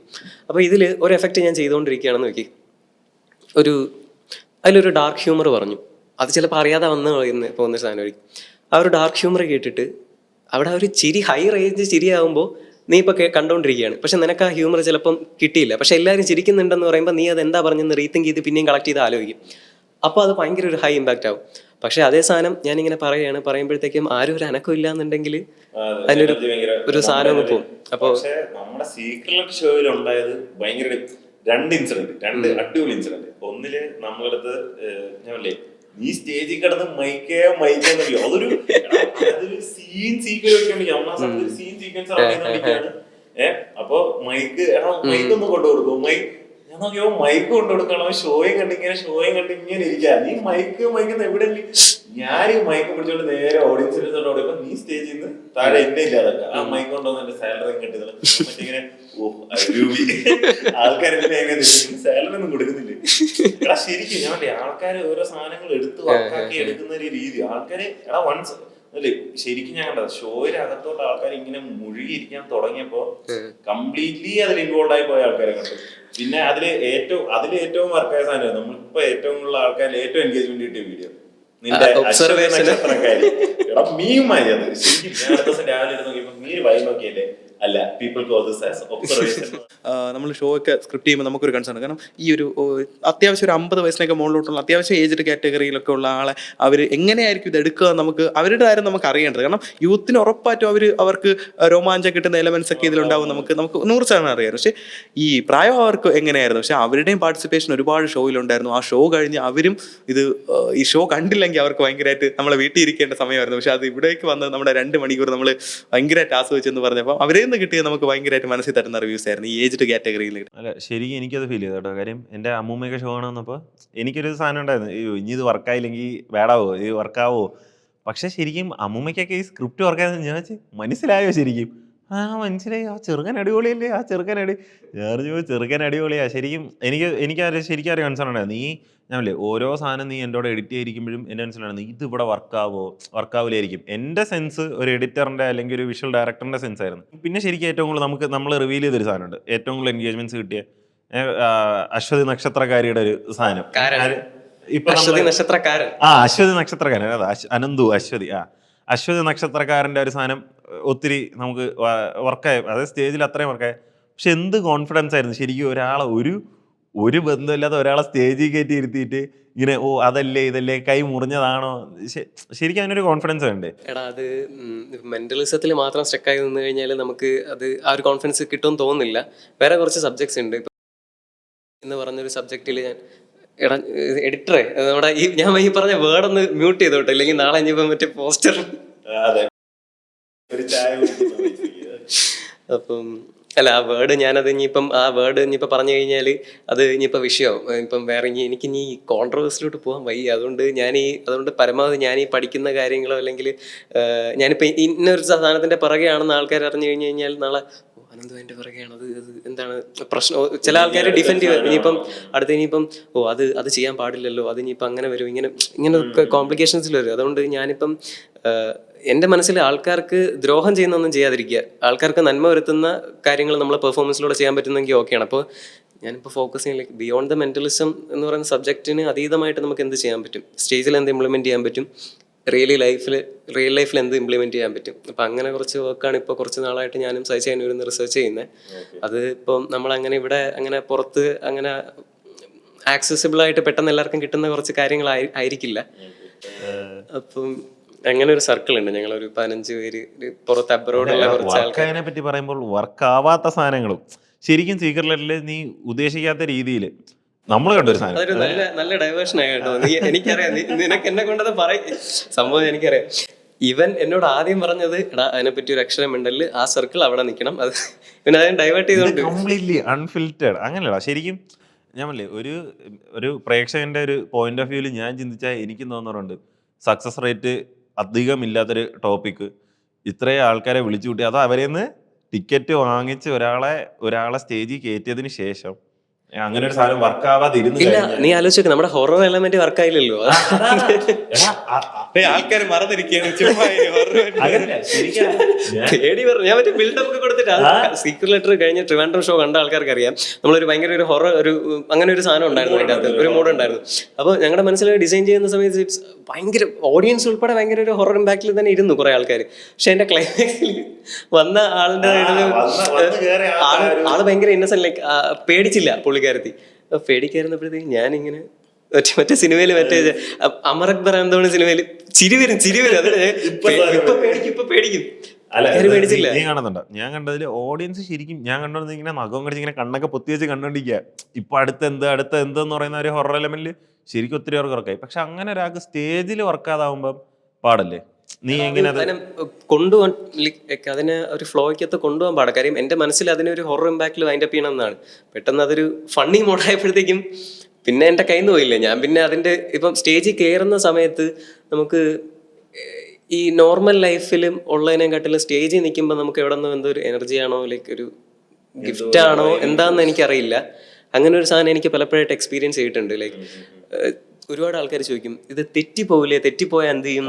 എനിക്ക് എപ്പോഴും തോന്നുന്നൊരു ഡൗട്ട് ഉണ്ട്. നീ ഓരോ സാധനം എൻ്റെ അടുത്തെന്ന് പറയുമ്പോൾ ഞാൻ ഇങ്ങനെ ഇത് വർക്കായില്ലെങ്കിൽ ശരിക്കും ഇത്രയും വലിയൊരു എഫക്റ്റ് നീ കൊണ്ടുവരാൻ നോക്കുമ്പോൾ ഇത് വർക്കായില്ലെങ്കിൽ വർക്കാവാത്ത സിറ്റുവേഷൻസ് ഒരുപാട് ഉണ്ടായിട്ടുണ്ട്. ഞാൻ ഡയറക്റ്റ് കണ്ടിട്ടുണ്ട്. ഫോർ എക്സാമ്പിൾ എനിക്ക് ഏറ്റവും ഓർമ്മ നിൽക്കുന്നത് നമ്മൾ കെനിയയിൽ നമ്മൾ ഷോ ചെയ്തപ്പോൾ ഏതോ ഒരു എഫക്റ്റ് വർക്കായില്ല. പക്ഷെ അതാണ് ഞാൻ നോക്കിയതും എനിക്ക് പേടിയായി. ഞാൻ നോക്കാം അനന്ത് കൂളായിട്ട് നിന്ന് ചെയ്യുന്നു, ഞാൻ കണ്ടുകൊണ്ടിരിക്കുന്ന എനിക്കറിയാം ഈ എഫക്റ്റ് വർക്കാവാതെ പോകുന്ന ഒരു സിറ്റുവേഷനാണ്. എനിക്ക് തോന്നുന്നു ഏതൊരു പേര് കണ്ടുപിടിക്കലോ പാട്ട് കണ്ടുപിടിക്കലോ എന്തോ ഒരു എന്തിന്റെ ഒരു ബേസിലെ പെർഫോമൻസ് ആണ്. അപ്പോൾ ഇത് കണ്ടുപിടിക്കാൻ പറ്റാതാവുന്നു എന്ന് എനിക്ക് തോന്നും. നമുക്ക് തന്നെ ഉള്ളിൽ ആദ്യം തോന്നും, കാരണം നമ്മളെ ഷോ അത് ഭയങ്കരമായിട്ട് ബാധിക്കും. പക്ഷെ അത് ഹാൻഡിൽ ചെയ്ത ഒരു രീതിയുണ്ട്. കാരണം ഓഡിയൻസിന് ഒരു രീതിക്ക് മനസ്സിലാവാതെ ഭയങ്കര എന്റർടൈൻമെന്റ് ആയിട്ട് എൻഗേജിങ് ആയിട്ട് അത് കൊണ്ടുപോയി. ഇതിൽ ഏറ്റവും തമാശ എനിക്കതല്ലേ, ഷോ ഒക്കെ കഴിഞ്ഞ് ആൾക്കാർക്ക് ഷോക്ക് ഭയങ്കരമായിട്ട് ഇഷ്ടപ്പെട്ട് എല്ലാം കഴിച്ച് നമ്മുടെ ഷോയ്ക്ക് ഞങ്ങളെ വിളിച്ച നമ്മുടെ ഒരു സ്പോൺസർ ഉണ്ടായിരുന്നു, സനൽ എന്നാണ് പേര്. സനൽ ഏട്ടനും പുള്ളിയുടെ വൈഫ് ലൂസി എന്ന് പറഞ്ഞ ചേച്ചി. നമുക്ക് ഇപ്പോഴും ഭയങ്കര ആത്മബന്ധമുള്ള രണ്ടുപേരാണ്, സനൽ ഏട്ടനും ലൂസി ചേച്ചി. അവർക്കൊരു മോനുണ്ടായിരുന്നു, ഏബൽ എന്നാണ് പേര്. ഭയങ്കര കമ്പനിയായിരുന്നു. ഷോ കഴിഞ്ഞിട്ട് നമ്മുടെ അടുത്തൊക്കെ ഭയങ്കര കമ്പനി. എൻ്റെ അടുത്ത് വന്നിട്ട് ഏബല് വന്നു ചോദിച്ചു, ചേട്ടാ അതൊന്ന് സ്റ്റേജിൽ വർക്കാവും. ഞാൻ പറഞ്ഞിട്ട് എല്ലാവരും മറന്നു, ഞാൻ പൊറോട്ട മുട്ട കാണിച്ചേരാ എന്ന് പറഞ്ഞ് ഞാൻ പതുക്കെ കൊണ്ടുവരിക. നീ ഇപ്പൊ ഇതൊന്നും ഓർമ്മിപ്പിക്കാതെ എല്ലാവരും മറന്നിരിക്കായിരുന്നു. അതെന്താ അവ അത്രയ്ക്ക് ഫോക്കസ് ചെയ്ത് ചേട്ടാ അതെന്താ അത് അങ്ങനെ സംഭവിച്ച വർക്കാവാത്തത്. ഞാൻ പറഞ്ഞു പൊറോട്ട മുട്ടി വാങ്ങിച്ചേരാ. ഉണ്ടാവണം അത്. പിന്നെ ഇത് വർക്കാവാത്ത സാധനങ്ങളൊക്കെ നമുക്ക് പോവാം, ഈ പറഞ്ഞ ഇങ്ങനെ ഉണ്ടായിട്ട്. പക്ഷെ എന്നാലും ചില മൊമെന്റ്സിൽ ഈ സ്പോട്ട് ഇംപ്രവൈസേഷൻസ് എന്ന് പറയുന്നൊരു സാധനം നമ്മൾ കഴിഞ്ഞൊരു ഷോയിൽ ചില എലമെന്റ്സ് ഉണ്ട്. അപ്പം ഇതൊന്നും നമ്മൾ നേരത്തെ ഇന്നത് ചെയ്യാമെന്നുള്ളൊരു മുൻവിധിയിലായിരിക്കില്ല നിൽക്കുന്നത്. സ്റ്റേജിൽ കയറുന്ന സമയത്ത് ഗോ വിത്ത് ദ ഫ്ലോ എന്ന് പറയുന്ന പോലെ അതിനനുസരിച്ച് വരുന്ന ആൾക്കാരുടെ ബിഹേവിയർ അനുസരിച്ച് ഞാൻ ഓരോ കാര്യങ്ങൾ ഇങ്ങനെ ട്രൈ ചെയ്യാറുണ്ട്, ഇംപ്രവൈസ് ചെയ്യാൻ ശ്രമിക്കാറുണ്ട്. അപ്പോൾ അത് എനിക്കൊരു ലേണിംഗ് ആയിട്ട് ഞാനും കാണുന്നുണ്ട്. പിന്നെ ഒരു ഇൻസിഡന്റ് ഉണ്ട്, മറ്റേ ഇപ്പം ലാസ്റ്റ് ഷോയിൽ തന്നെ മറ്റേ രണ്ടുപേരും ഹിപ്നോട്ടൈസ്ഡ് ആയി പോയില്ലേ, അത് അൺപ്രഡിക്റ്റബിൾ ആയിരുന്നു. അത് അത് അത് നിങ്ങൾ നോട്ടീസോ അത് ശരിക്കും. എടാ ഞാൻ ആ സമയത്ത് ഞാൻ സ്റ്റേജിന്റെ സൈഡിൽ ഇരിക്കുക. അപ്പൊ സ്റ്റേജിന്റെ സൈഡിൽ ആക്ച്വലി നമ്മളെ ക്രൂവിലുള്ള 2 പേരുണ്ട്. നമ്മൾ ഷോ കണ്ടോണ്ടിരിക്കുക. എന്നിട്ട് ശരിക്കും പറയാലോ എന്താ എന്താ സംഭവിച്ചത് ഇൻസിഡന്റ് പറയാം എങ്കിലേ സ്റ്റേജിൽ. അവർക്ക് മനസ്സിലാവും. അപ്പോൾ ഇങ്ങനെ ഒരു ആക്ടിന്റെ ഇടയിൽ നമ്മളിങ്ങനെ നീ ഉണ്ടല്ലോ ഒരു ആക്ടിന്റെ ഇടയിൽ നമ്മളിങ്ങനെ ഒരു 5-6 പേരെ വിളിച്ചു നിർത്തി. ആദ്യത്തെ ആളോട് സംസാരിച്ചു, രണ്ടാമത്തെ ആളോട് ചോദിച്ചു എന്താ പേരെന്ന് ചോദിച്ചു. പേര് പേര് അപ്പൊ ഈ അനന്ത് ശരിക്കും പാനിക്ക വന്നിട്ട് ഇവെന്താ ഇങ്ങനെയൊക്കെ കാണിക്കുന്നേ.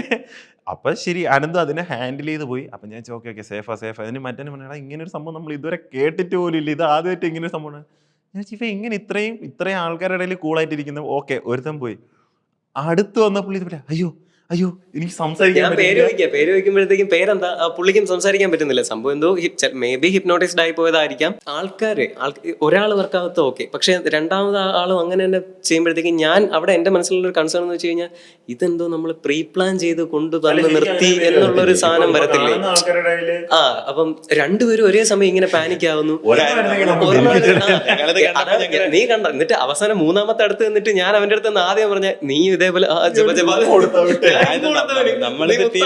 സംസാരിച്ചോണ്ട് ടീമിലുള്ള നമ്മളിത് കണ്ടപ്പോ നമ്മൾ വിചാരിച്ചു നമുക്ക് ഒരുവിധം നമ്മുടെ ഷോയുടെ ഒരു എങ്ങനെയാണ്. അപ്പൊ ഇത് കണ്ടപ്പോ ഇതെന്ത് പറയുക, ഇതൊന്നും നമ്മുടെ ഇല്ലാത്തയാണല്ലോ ഇങ്ങനെയൊക്കെ. അപ്പുറത്ത് അബിയെ അവൻ പേപ്പറൊക്കെ എടാ ഞാൻ അബീരോടെ നിന്നിട്ടാ ഞാൻ ചോദിച്ചേ ഇങ്ങനെ ഒരു സാധനം പ്ലാൻ ഞാൻ അപ്പൊ തന്നെ ക്രെഡിറ്റ് ബ്രേക്ക് ചെയ്ത്, അല്ലെങ്കിൽ ഒരു അൺനെസസറി ക്രെഡിറ്റ് ആയിപ്പോ. ഞാൻ നോക്കിയപ്പം ഇവര് സംസാരിക്കാൻ പറ്റുന്നില്ല. എന്നിട്ട് ഞാൻ അവർക്ക് ഓക്കെ സംസാരിക്കാൻ പറ്റാതാവുന്ന സിറ്റുവേഷൻ എനിക്കത് ഹാൻഡിൽ ചെയ്യാൻ എനിക്ക് പറ്റും, എനിക്ക് അവരെ തിരിച്ചു കൊണ്ടുവരാൻ എനിക്ക് പറ്റും. ചിലപ്പോൾ അവർ സെൽഫ് ഹിപ്നോട്ടൈസ്ഡ് ആയി പോയതായിരിക്കാം. അപ്പൊ ഞാൻ അവർക്ക് സജഷൻ കൊടുത്തിട്ട് ഞാൻ അവരെ തിരിച്ച് ബാക്ക് ടു നോർമൽ കൊണ്ടുവന്നപ്പോൾ ആൾക്കാർ കൈയടിക്കുന്നു. ഇത് കണ്ടിട്ട് എന്റെ കിളി പോയി. ഞാൻ ഓർമ്മയുണ്ട്, ഞാനപ്പോ സ്പോട്ടിൽ പറഞ്ഞ് കൈയടിക്കരുത്, കൈയടിക്കരുത്. എന്നിട്ട് ഇത് പറഞ്ഞു കഴിഞ്ഞിട്ടാണ് അടുത്തവനും ആദ്യത്തെ ഒരെണ്ണം വർക്കായിരുന്നെങ്കിൽ നമുക്കൊരു മൈലേജ് ആയിരുന്നു. പക്ഷെ രണ്ടാമത്തെ സെയിം ഇഷ്യൂ. അപ്പം മൂന്നാമത്തെ ആളുടെ അടുത്ത് വന്നപ്പോ ഞാൻ അല്ലാതായി പോയി. ഞാൻ മെന്റലിസ്റ്റ് ആണെന്ന് ഞാൻ അനന്ത് പോയി. ഞാൻ അവരെ കെട്ടിപ്പിടിച്ചിട്ട് നീ മുത്താളാ നീ അല്ല ശരിക്കും മെന്റലിസ്റ്റ് എന്തും സ്റ്റേജിൽ പതറാറുണ്ട് ഉണ്ടോ? ശരിക്കും ഉണ്ടടാ. അത് പതർച്ച എന്ന് പറഞ്ഞു കഴിഞ്ഞാല് എല്ലാത്തിനും നമ്മുടെ മനസ്സിലൊരു മെന്റൽ കാൽക്കുലേഷൻസ് എപ്പോഴും ഉണ്ട്. ഒരു പെർഫോമൻസ് ചെയ്യുന്ന സമയത്തും ഉണ്ട്. പിന്നെ ഏറ്റവും സ്ട്രെസ്ഡ് ആയിട്ടുള്ള പോയിന്റ് എപ്പോഴാണെന്ന് അറിയോ? സ്റ്റേജിൽ കയറുന്നതിനെക്കാട്ടിലും സ്റ്റേജിൽ കയറുന്നതിന് മുമ്പുള്ള ഒരു 5 minutes ഉണ്ട്. അത് ഭയങ്കര ക്രൂഷ്യലാണ്. അത് കുറച്ച് ടാസ്കാടാ. പിന്നെ കൂളാ സ്റ്റേജിൽ കയറി എനിക്കൊരു കംഫർട്ട് സോൺ കിട്ടിക്കഴിഞ്ഞാൽ പിന്നെ നീയായിട്ട് ഞാനൊരു 8 കൊല്ലത്തെ ബന്ധമുണ്ട്. ഇപ്പോൾ നമ്മൾ +1 +2 തൊട്ട് കൂട്ടുവാണെങ്കിൽ 8 കൊല്ലത്തെ ബന്ധമുണ്ട്. 8 കൊല്ലത്തിൽ എനിക്ക് ബാക്ക് എൻഡ് ഒത്തിരി എനിക്ക് ഹെൽപ്പ് ചെയ്യാൻ പറ്റിയിട്ടുണ്ട്. പക്ഷെ ശരിക്കും നിന്റെ ഒരു ഫുൾ ഫ്ലെജ്ഡ് ഷോ ഞാൻ കാണുന്നത് സീക്രട്ട് ലെറ്ററാണ്. എനിക്ക് അതിന് മുന്നേ ഞാൻ നിന്റെ ഈ ചെറിയ ആക്റ്റേ കണ്ടിട്ടുള്ളൂ, ഒരു കംപ്ലീറ്റ് ഷോ കാണുന്നത്. അപ്പോൾ അന്നാണ് ഞാനിങ്ങനെ ഈ ഒരു സീക്രട്ട് ലെറ്ററിന് വേണ്ടിയിട്ട് ബാക്ക് എൻഡിൽ പണിയെടുത്തു. പിന്നെ അന്ന് ഞാൻ സ്റ്റേജ് കോർഡിനേറ്റ് ചെയ്യാനും അങ്ങനെ കുറച്ച് അവിടുത്തെ കാര്യങ്ങൾ നോക്കാനൊക്കെ ഞാൻ ഉണ്ടായിരുന്നു. ആ സമയത്താണ് ശരിക്കും ബാക്ക് എൻഡിൽ എന്തോരം തീ കത്തുന്നുണ്ടെന്നുള്ള എനിക്ക് മനസ്സിലാകുന്നത്. ആ ഒരു പ്രശ്നം വരുന്നതെന്ന് വെച്ച് കഴിഞ്ഞാൽ ഇപ്പോൾ വേറെ ഏത് ആർട്ടാണെങ്കിലും വലിയ ടെൻഷൻ വരില്ല. ഇതിപ്പം അൺപ്രഡിക്റ്റബിൾ ആണ്. ഞാൻ തന്നെ ചില എഫക്റ്റ് കഴിയുമ്പോഴത്തേക്കും വർക്ക് ഓക്കെ അവരത് ഇന്നതാണ് വിചാരിച്ച് സമ്മതിക്കുമ്പോഴാണ് ഞാനിങ്ങനെ ഓക്കെ. അല്ലാന്നുണ്ടെങ്കിൽ എനിക്കത് ഡൈവേർട്ട് ചെയ്ത് വേറെ ലൂപ്പിലോട്ട് കൊണ്ടുപോകേണ്ടി വരും. അപ്പോൾ എന്താണ് സംഭവിക്കാൻ പോകുന്നത്, എനിക്കൊരു വളരെ ഒരു റഫായിട്ടുള്ള സ്കെച്ച് മാത്രമേ എൻ്റെ മനസ്സിലുള്ളൂ. അപ്പോൾ അതിൻ്റെതായുള്ള ഒരു ടെൻഷൻ ആവാം. കാര്യം ഇത്രയും ആൾക്കാർ ടിക്കറ്റ് എടുത്ത് വന്നിരിക്കുക. അപ്പം ആ ഒരു റഫ് സ്കെച്ച് മാത്രമേ നമ്മുടെ മനസ്സിലുള്ളൂ. ഇതിൽ എന്ത് വർക്കാവും എന്ത് വർക്കാവില്ല എന്നുള്ളത് നമുക്ക് അൺപ്രഡിക്റ്റബിൾ ആണ്. അതിൻ്റെതായിട്ടുള്ള ചെറിയ ഇഷ്യൂസ്. അപ്പം എന്താണ് ഇന്ദുചൂടന്റെ ഭാവി പ്ലാൻസ്? എന്താണ് ഇപ്പൊ ഇനി അടുത്ത എന്താണ് അടുത്ത നമ്മുടെ സ്റ്റെപ്പ്? എന്താണ് ഇനി സംഭവിക്കാൻ പോകുന്നത് എന്നുള്ള? സീക്രട്ട് ലെറ്റർ കുറച്ചുകൂടെ കൃഷിയും കാര്യങ്ങളൊക്കെ അയ്യോ സാറേ, ഞാൻ ജോസഫ് പെരുവിള, എന്റെ അച്ഛനോട് ഒരു ബേക്കറി നടത്തുന്നുണ്ട്. ഇല്ല, ഫിനാൻഷ്യൽ ക്രൈസിസ് വന്ന സമയത്ത് നമ്മൾ അങ്ങനെ തന്നെ വിചാരിച്ചത്. ഈ ഷോ നിനക്കറിയില്ല എത്ര ലൈക്ക് നമുക്കൊരു പ്രൊഡക്ഷൻ കോസ്റ്റ് ശരിക്കും പ്രൊഡക്ഷൻ കോസ്റ്റ് വന്നത്. നീ നേരത്തെ എന്താ പറഞ്ഞ ഇവൻ എന്താ മറ്റേ ബിൽഡപ്പ് കൊടുത്തിട്ട് പറഞ്ഞില്ല അനന്തുവിന് തൃപ്തി വരില്ല, അനന്തുവിന് ഇനിയും വേണം, അതുക്കും മേലെ. ഈ അതുക്കും മേലെ ഓരോ അതുക്കും മേലെയും ലക്ഷങ്ങളോടെ പൊട്ടിക്കൊണ്ടിരിക്കുക. അതുക്കും മേലെ എന്റെ ഓരോ അതുക്കും മേലെ ഓരോ ഇങ്ങനെ. അപ്പം അതൊരു വലിയൊരു സീനാണ്. അപ്പം അതെ, അപ്പം അത് കാര്യം വിത്തൗട്ട് എനി സ്പോൺസേഴ്സ് അല്ലേ നമ്മൾ ട്രിവാൻഡ്രം ഇവന്റ് ചെയ്തത്, മൊത്തം നമ്മൾ ഹോസ്റ്റ് ചെയ്ത്. അതിന്റെ ഏറ്റവും വലിയൊരു ലൈക്ക് എനിക്ക് ഏറ്റവും വലിയൊരു അഡ്വാൻറ്റേജ് എന്ന് വെച്ച് കഴിഞ്ഞാൽ എനിക്ക് വോളണ്ടിയേഴ്സ് അല്ലെങ്കിൽ അസിസ്റ്റ് ഇവർക്കൊന്നും ശമ്പളം കൊടുക്കേണ്ടി വന്നില്ല. കാര്യം എല്ലാം നമ്മുടെ ആൾക്കാർ തന്നെയായിരുന്നു. അപ്പം അത് ഞാൻ നേരത്തെ പറഞ്ഞൊരു കാര്യമാണ്. നമ്മൾ ഈ സ്വപ്നം കാണുന്ന സമയത്ത് നമുക്ക് എതിരെ നിന്ന് സംസാരിക്കുന്നതും നമ്മുടെ കൂടെ നിന്ന് നമ്മൾ കാണുന്ന പോയിന്റ് ഓഫ് വ്യൂ അതേപോലെ നോക്കുന്നതും തമ്മിൽ ഭയങ്കര ഒരു വ്യത്യാസമുണ്ട്. അപ്പോൾ ഇത് രണ്ടും വേണം, എതിരെ നിന്ന് ക്രോസ് ചെയ്ത് പറയാനും വേണം, പക്ഷെ അതേസമയം നമ്മൾ കാണുന്ന ഒരു വിഷൻ അതേപോലെ ക്യാപ്ചർ ചെയ്ത് കൂടെ നിൽക്കുന്ന കുറേ ആൾക്കാർ ഉണ്ടാവുക എന്ന് പറയുന്നത് എന്നെ സംബന്ധിച്ച് ഭയങ്കര ഒരു ഭാഗ്യമാണ്. ഇപ്പം നിന്റെ കേസിലായാലും നമ്മൾ എഡിറ്റിംഗ് ഒക്കെ ഇരുന്ന് കഴിഞ്ഞ് കഴിഞ്ഞാൽ രാത്രി 10 മണിക്ക് എഡിറ്റ് കഴിഞ്ഞ് ഒരിക്കൽ ഈ സീക്രട്ടിന്റെ ഒരു എലമെന്റ് ചെയ്യാൻ വേണ്ടി വിളിച്ചിട്ട് എനിക്ക് അടുത്ത ദിവസം വെളുപ്പിന് 5 മണിക്ക് ട്രെയിൻ ഉണ്ട്, കൊച്ചിക്ക് ഞാൻ നിൽക്കുക. അപ്പോൾ 11 മണിയപ്പോൾ കോളുന്നു. അപ്പോഴേ മനസ്സിലായി എന്തോ ഒരു വള്ളിയും പിടിച്ചുകൊണ്ട് വരുന്നുണ്ട്. എടാ 1 മണിക്കൂറിന്റെ ഒരു പരിപാടികൾ. ഞാൻ 1 മണിക്കൂറോ 11 മണിക്ക് വിളിക്കാം. പിന്നെ 12-ന് തീരുമല്ലോ. എടാ കിടന്നിട്ട് 5 മണിക്ക് പോകണം. ഇല്ലടാ 1 മണിക്കൂർ ഇപ്പൊ തീർക്കാം. ഉറക്കിയിട്ടില്ല, സാധനം തീർന്നു, അതും ഇല്ല, സാധനവും തീർത്തിട്ടില്ല, എന്നെ ഉറക്കിയിട്ടില്ല. പക്ഷേ ഞാൻ പറഞ്ഞില്ലേ അപ്പോഴും എന്റെ മനസ്സിൽ കാര്യം, എനിക്ക് എൻ്റെ ഒരു പെർസ്പെക്റ്റീവ്, ഒരു വിഷ്വൽ ക്രിയേറ്റർ എന്നുള്ള പെർസ്പെക്റ്റീവിൽ എനിക്ക് അത്രേ ചിന്തിക്കാൻ പറ്റിയിട്ടുള്ളൂ. ഞാൻ ചിന്തിച്ചപ്പോൾ എടാ ഇത്രയൊക്കെ പോരാ, ഒരാളെ കൺവിൻസ് ചെയ്ത് ഇത്രയും പോരെ. പക്ഷെ പോരാ, ഇതിന്റെ മേളിൽ ഇങ്ങനെ ഒരു മേ ബി ഒരു ചെറിയ സൗണ്ട് എഫക്റ്റ് ആയിരിക്കും, അതിനുണ്ടാകുന്ന ഒരു ഇമ്പാക്ട്. പ്രശ്നം എന്താ വെച്ചാലേ, ഡയറക്ടേഴ്സ് എഡിറ്റർ എന്ന് പറഞ്ഞൊരു സാധനമുണ്ട്. ഞാൻ അങ്ങനെ കാണുന്ന കുറച്ച് ആൾക്കാരാണ് നീ, അഭിമന്യു, ഹരി. ഞാൻ പറയുന്ന ഒരു സാധനം സ്ക്രീനിൽ അതേപോലെ ഞാൻ എന്ത് മനസ്സിൽ കാണുന്നു അത് വെറുതെ ഒരു ചെറിയൊരു വെർബൽ കമ്മ്യൂണിക്കേഷനിൽ ഞാനൊരു ക്യൂ തന്നു കഴിഞ്ഞാൽ നിങ്ങളത് അഡോപ്റ്റ് ചെയ്ത് ചെയ്യാൻ പറ്റുന്നുണ്ടെങ്കിൽ അത് നിങ്ങളുടെ ക്വാളിറ്റിയാണ്. അതാണ് എൻ്റെ ഏറ്റവും വലിയൊരു ലക്ക് ഫാക്ടർ. ഓക്കെ, ഞാനൊരു ചെറിയൊരു സാധനം ആയിരിക്കും പറയുന്നത്, പക്ഷെ അതിനെ ഞാൻ ചിന്തിക്കുന്ന ലെവലിനെയും കാട്ടിലും ഹൈ എത്തിക്കുന്ന, നീ ഇപ്പം മറ്റേ വീഡിയോസ് കണ്ടിട്ട് നീ പറഞ്ഞില്ലേ സീക്രട്ട് ലെറ്ററിലുള്ള കുറച്ച് കാര്യങ്ങൾ കണ്ടിട്ട് ഇവൻ എൻ്റെ അടുത്ത് ഷോക്ക്ഡ് ആയിട്ടെ എൻ്റെ ഇൻട്രോ വീഡിയോയും. അപ്പം അതിൻ്റെയൊക്കെ ഒരു ഫുൾ പൊട്ടൻഷ്യൽ ഞാൻ ചിന്തിക്കുന്നതിന് മുകളിൽ നിങ്ങളും ചിന്തിക്കുന്നു എന്നുള്ളതാണ്. അപ്പം അതൊരു വലിയൊരു ഭാഗ്യമായിട്ട് കാണുന്നുണ്ട്. അപ്പൊ ഇപ്പൊ ഈ പറഞ്ഞ പോലെ ഇപ്പൊ അടുത്ത ഷോ എന്ന് പറഞ്ഞ എന്താണ് അടുത്ത് ഇനി എന്താണ്? ഇപ്പം കൃഷിയുടെ പരിപാടി അതിന് പ്രത്യേകിച്ച് അങ്ങനെ പ്ലാൻ ഉണ്ടോ എന്ന് വെച്ച് കഴിഞ്ഞാൽ ഗോ വിത്ത് ദ ഫ്ലോ എന്നുള്ളൊരു, ഞാൻ പറഞ്ഞില്ലേ ഇപ്പം ഞാനിപ്പോൾ അമിതമായിട്ട് റിസൾട്ട്സ് അങ്ങനെ റിസൾട്ട് ഓറിയന്റഡ് ആയിട്ട് ജീവിക്കുന്ന ഒരാളല്ല ഞാൻ. നമ്മളെ പ്രോസസ്സ് നമുക്ക് ചെയ്യാനുള്ള കാര്യങ്ങൾ നമ്മൾ ചെയ്തുകൊണ്ടിരിക്കുക, ബാക്കിയൊക്കെ വഴി ഇങ്ങനെ ഒരു പ്രോസസ്സാണ്, അതൊരു ഹാപ്പനിങ് ആയിട്ട് ഇങ്ങനെ വന്നുകൊണ്ടിരിക്കുന്ന കാര്യങ്ങളാണ്. സീക്രട്ട് ലെറ്റർ കൂടെ കഴിഞ്ഞു. നമ്മുടെ ആദ്യത്തെ ഇനീഷ്യൽ തീരുമാനങ്ങൾ സീക്രട്ട് ലെറ്റർ കേരളത്തിൽ വളരെ ലിമിറ്റഡ് ഷോസ് മതി, ബാക്കിയുള്ള ഇന്റർനാഷണൽ ഇവന്റ്സ് മാത്രം ചെയ്യാന്നുള്ളൊരു പ്ലാൻ ആയിരുന്നു. പക്ഷെ ഇപ്പം നമ്മുടെ ആൾക്കാർ ഒരുപാട് നമുക്ക് പേഴ്സണലി ഇഷ്ടമുള്ള, നമ്മളെ സ്നേഹിക്കുന്ന, നമ്മളിവിടെ നിന്നാണല്ലോ ആൾക്കാർ വളർത്തുന്നതെല്ലാം. അപ്പം ഒരുപാട് ആൾക്കാർ സ്നേഹം കൊണ്ട് ചോദിക്കുന്നുണ്ട് ഇനിയും കാണും. അപ്പം അങ്ങനെ നമ്മൾ കേരളത്തിൽ കുറച്ച് ഷോസ് കൂടെ ചെയ്യാൻ പ്ലാൻ ഉണ്ട്. അപ്പം ഒരു അനൗൺസ്മെന്റ് ആയിട്ട് ഞാൻ പറയട്ടെ എങ്കിൽ അത് ഒരു എക്സ്ക്ലൂസീവ് സീക്രട്ട് ലെറ്ററിന്റെ എക്സ്ക്ലൂസീവ് അനൗൺസ്മെന്റ് എന്ന്. കണ്ണൂരാണ് അടുത്ത സീക്രട്ട് ലെറ്റർ ഇനി വരാനുള്ളത്. അപ്പോൾ ഡേറ്റ് എല്ലാം തീരുമാനിച്ചു, പക്ഷെ എന്നാലും ഒരു ഒഫീഷ്യൽ അനൗൺസ്മെന്റ് വരുന്നവരെ എന്നത്തേക്ക് എക്സ്പെക്ട് ചെയ്യാം? അടുത്തൊരു ഉടനെ എക്സ്പെക്ട് ചെയ്യാം. കൂടിപ്പോയി ഒരു 2 മാസം ഗ്യാപ്പ്, അതിനപ്പുറത്തേക്ക് പോകില്ല. വിത്തിൻ ഒരു 2 months പീരീഡിൽ അടുത്ത ഷോ ഉണ്ടാവും. ആ 2 മാസം ഗ്യാപ്പ് അറിയാമല്ലോ, അത് എന്നെ ഒരു വലിയൊരു പ്രോസസ്സാണ്, ഒരു വർക്ക് ചെയ്ത് വരാനുള്ള ഒരു ടൈമാണ്. അപ്പോൾ അത് കണ്ണൂർ ഷോ ഉണ്ടാവും ഉടനെ. പിന്നെ പ്ലാൻ ചെയ്യുന്നത് കൊച്ചി വരുന്നുണ്ട്, കൊച്ചിയിലൊരു ഷോ വരുന്നുണ്ട്, പിന്നെ ദുബായ് വരുന്നുണ്ട്, UK വരുന്നുണ്ട്. അപ്പോൾ ഇതാണ് ഇപ്പോഴത്തെ ലൈനപ്പ്. അല്ല നീ ഒത്തിരി ആൾക്കാർ, ഞാൻ ഒരു സാധനം ഞാൻ എടുത്തു വെച്ചാൽ, ഞാൻ ഒത്തിരി ആൾക്കാർ ചോദിച്ചു എന്ന് പറഞ്ഞപ്പോഴേ ഞാൻ ശരിക്കും ഈ ഷോയ്ക്ക് വരുന്നതിന് മുന്നേ ഈ ഷോകളെല്ലാം ഇത്രയും കവർ ചെയ്തിട്ട് വേണം വിഷ്ണുവിന് ഒരു ചായ വരപ്പം 2 വട കൊടുക്കാനുള്ള പൈസ. ആ ഒറ്റ കാര്യം നമുക്ക് ആഗ്രഹമില്ല, ഒരു ചായ അല്ലല്ലേ ശരിക്കും ഞാനല്ലേ ഈ ഷോ ഇങ്ങനെ നിന്റെ അടുത്ത് സംസാരിക്കണം എന്നുള്ളപ്പോൾ ഒരു സാധനം എനിക്കുണ്ടായിരുന്നു. ഇങ്ങനെ ക്യാമറയുടെ ഫ്രണ്ടിൽ ഇങ്ങനെ നീ അൺകംഫർട്ടബിൾ ആയി കാണുമ്പോൾ എനിക്ക് കിട്ടുന്നൊരു സുഖം ഉണ്ടല്ലോ. കുറേ ശരിക്കും ഞാൻ മനസ്സുകൊണ്ട് ഇങ്ങനെ അറിയാതെ പ്രാക്ടിട്ടുണ്ട്, വന്ന് കയറിയാ പോവത്തുമില്ല. എടാ അതായത് പോണ്ടേ, തീരണ്ടേ, ഒരു എളുപ്പമില്ല, തീരുന്നവരെയും കൂടെ ഇരിക്കും, മനസ്സിലായോ? ഞാൻ തളർന്നു, കുഴപ്പമില്ലടാ, കുറച്ചും കൂടെ ഉള്ളൂ. അങ്ങനെ ഒരു സംഭവം അനന്തുവിനെ സംബന്ധിച്ചിടത്തോളം ഉറക്കം ഒരു വിഷയമല്ല. അങ്ങനെ ഒരു പ്രശ്നമേ അനന്തുവിനെ സംബന്ധിച്ചിടത്തോളം അല്ലെ.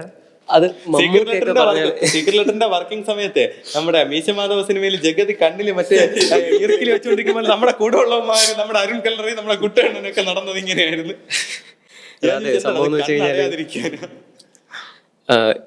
പാഷനോടുള്ള ഒരു ആർത്തിയാണെന്ന് പറയാം. കാര്യം എനിക്ക് ആ തൃപ്തി വരാത്ത ഫാക്ടർ, ഞാൻ വിശ്വസിക്കുന്ന ഒരു കാര്യമുണ്ട്, എനിക്ക് തൃപ്തി വന്നു കഴിഞ്ഞാൽ ഞാൻ ഒരു കംഫർട്ട് സോണിലായി എന്നാണ് ഞാൻ വിശ്വസിക്കുന്നത്. തൃപ്തി വരാൻ പാടില്ല.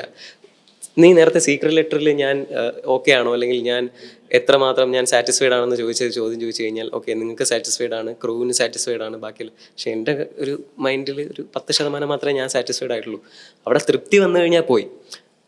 സാറ്റിസ്ഫൈഡ് ആണെന്ന് പറഞ്ഞാൽ ഓക്കെ, ഇത്രയേ ഉള്ളൂ. നമുക്ക് അവിടെ വെച്ച് ഒരു എൻഡിങ്, ഒരു ലിമിറ്റ് ചെയ്ത് നിർത്തുകയാണ്. പക്ഷെ സാറ്റിസ്ഫൈഡ് ആവാത്തിടത്തോളം കാലം നമുക്ക് ലിമിറ്റ്ലെസ് ആയിട്ട് നമുക്ക് ചിന്തിക്കാനും പ്രവർത്തിക്കാനും പറ്റുന്ന ഒരു ഓപ്ഷനാണ്. അപ്പം അതുകൊണ്ടാണ് ഞാനിങ്ങനെ ഒരു തൃപ്തിയാകാത്തൊരു സിറ്റുവേഷൻ എനിക്ക് വരുന്നത്. ഞങ്ങൾ സക്സസ് എന്ന് പറയുന്നത് നീ പറഞ്ഞ പോലെ ഒരിക്കലും ഒരു പെർഫെക്ഷൻ്റെ മുകളിൽ നിനക്കുള്ള ഒരു അടങ്ങാത്തൊരു ഇൻട്രസ്റ്റും പിന്നെ എൻ്റെ യൂണിക്നെസ്സും. പെർഫെക്ഷൻ 100% പെർഫെക്ഷൻ എന്ന് പറയുന്നത് ഒരിക്കലും പോസിബിൾ ആയിട്ടുള്ള ഒരു കാര്യമില്ല. അത് ആരെ കൊണ്ടും പറ്റില്ല. മെന്റലിസം എന്നല്ല ഒരു സാധനത്തിലും 100% പെർഫെക്ഷൻ നമുക്ക് കൊടുക്കാൻ പറ്റില്ല. നമുക്ക് എത്താം. ഇപ്പം കടൽ കണക്ക് കിടക്കുന്ന ഒരു സാധനത്തിന്റെ കുറച്ചെങ്കിലും നീന്തി എത്താം, അത്രേ ഉള്ളൂ. പക്ഷെ ആ നീന്തി എത്തുന്നത് ചുമ്മാ നമുക്ക് ജമ്പ് ചെയ്ത് എത്തുന്നതല്ല. ആ ഒരു സാധനം പെർസീവറൻസ് എന്നൊക്കെ പറയുന്ന പോലെ. ഞാൻ നേരത്തെ പറഞ്ഞു, എനിക്ക് നിന്നെ ഒന്ന് ക്യാമറയുടെ ഫ്രണ്ടിൽ ഇങ്ങനെ അൺകംഫർട്ടബിൾ ആയിട്ട് കിട്ടുന്ന ഒരു സ്പോട്ടിൽ, അതാ ഞാൻ ഇങ്ങനെ കുറച്ച് കോമന്റ്സ് എടുത്തു വെച്ചിട്ടുണ്ട്. അപ്പൊ ശരിക്കും എനിക്ക് അറിയണമെന്നുണ്ടായിരുന്നു നീ ഇതിന് എങ്ങനെയായിരിക്കും ശരിക്കും അനന്തുവിന്റെ ആക്ച്വൽ അൺഫിൽറ്റേർഡ് റിയാക്ഷൻ എന്തായിരുന്നു എന്ന് അറിയാം. കോമൻസ് എന്നാണോ പറയുന്നത്? കമന്റ്സ് അല്ലല്ല, ഞാൻ ചോദിച്ചത് നമ്മൾ ചില പ്രൊണൗൺസിയേഷൻ ഇങ്ങനെയാണെങ്കിൽ പഠിക്കാമല്ലോ. നമ്മൾ ഇതുവരെ കമന്റ്സ് എന്നാണ് പറയുന്നത്.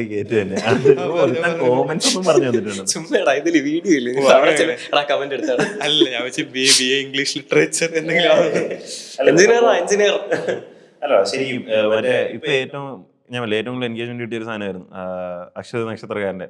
അപ്പോൾ ഒബ്സർവേഷൻ ഇപ്പോൾ പുതിയൊരു ടേമായി അനന്ത് കൊണ്ടുവന്നൊരു വായ്നോട്ടത്തിന് പുതിയൊരു ടേമായി. ഇതാ ഒഫീഷ്യലി അനൗൺസ്ഡ് ഒബ്സർവേഷൻ.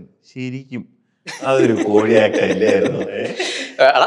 ലാലേട്ടൻ പറഞ്ഞ സെയിം സാധനം, അതൊക്കെ ഹാപ്പനിങ് ആണ്, അതൊക്കെ സംഭവിച്ചു പോയതാണ്.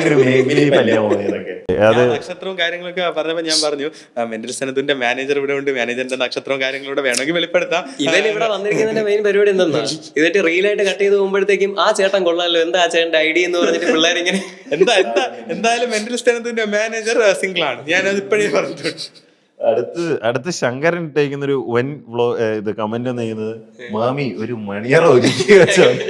അതെ, നീ ഒരു കാര്യം, അത് ശങ്കരന്റെ കമന്റ് അല്ലേ, മാമി ഒരു മണിയറ ഉറക്കി വെച്ചോന്ന് ശങ്കർ എഴുതുമെന്ന് എനിക്ക് തോന്നുന്നുണ്ടോ? ChatGPT എടുത്ത് ചോദിച്ച് മനസ്സിലാക്കി അവൻ എഴുത്ത് അറിഞ്ഞുവിടുന്നു ശങ്കർ. ഇതിന്റെ പറയാ ശങ്കരൻ തന്നെയാണോന്നും എനിക്ക് സംശയം ഇല്ലാതില്ല.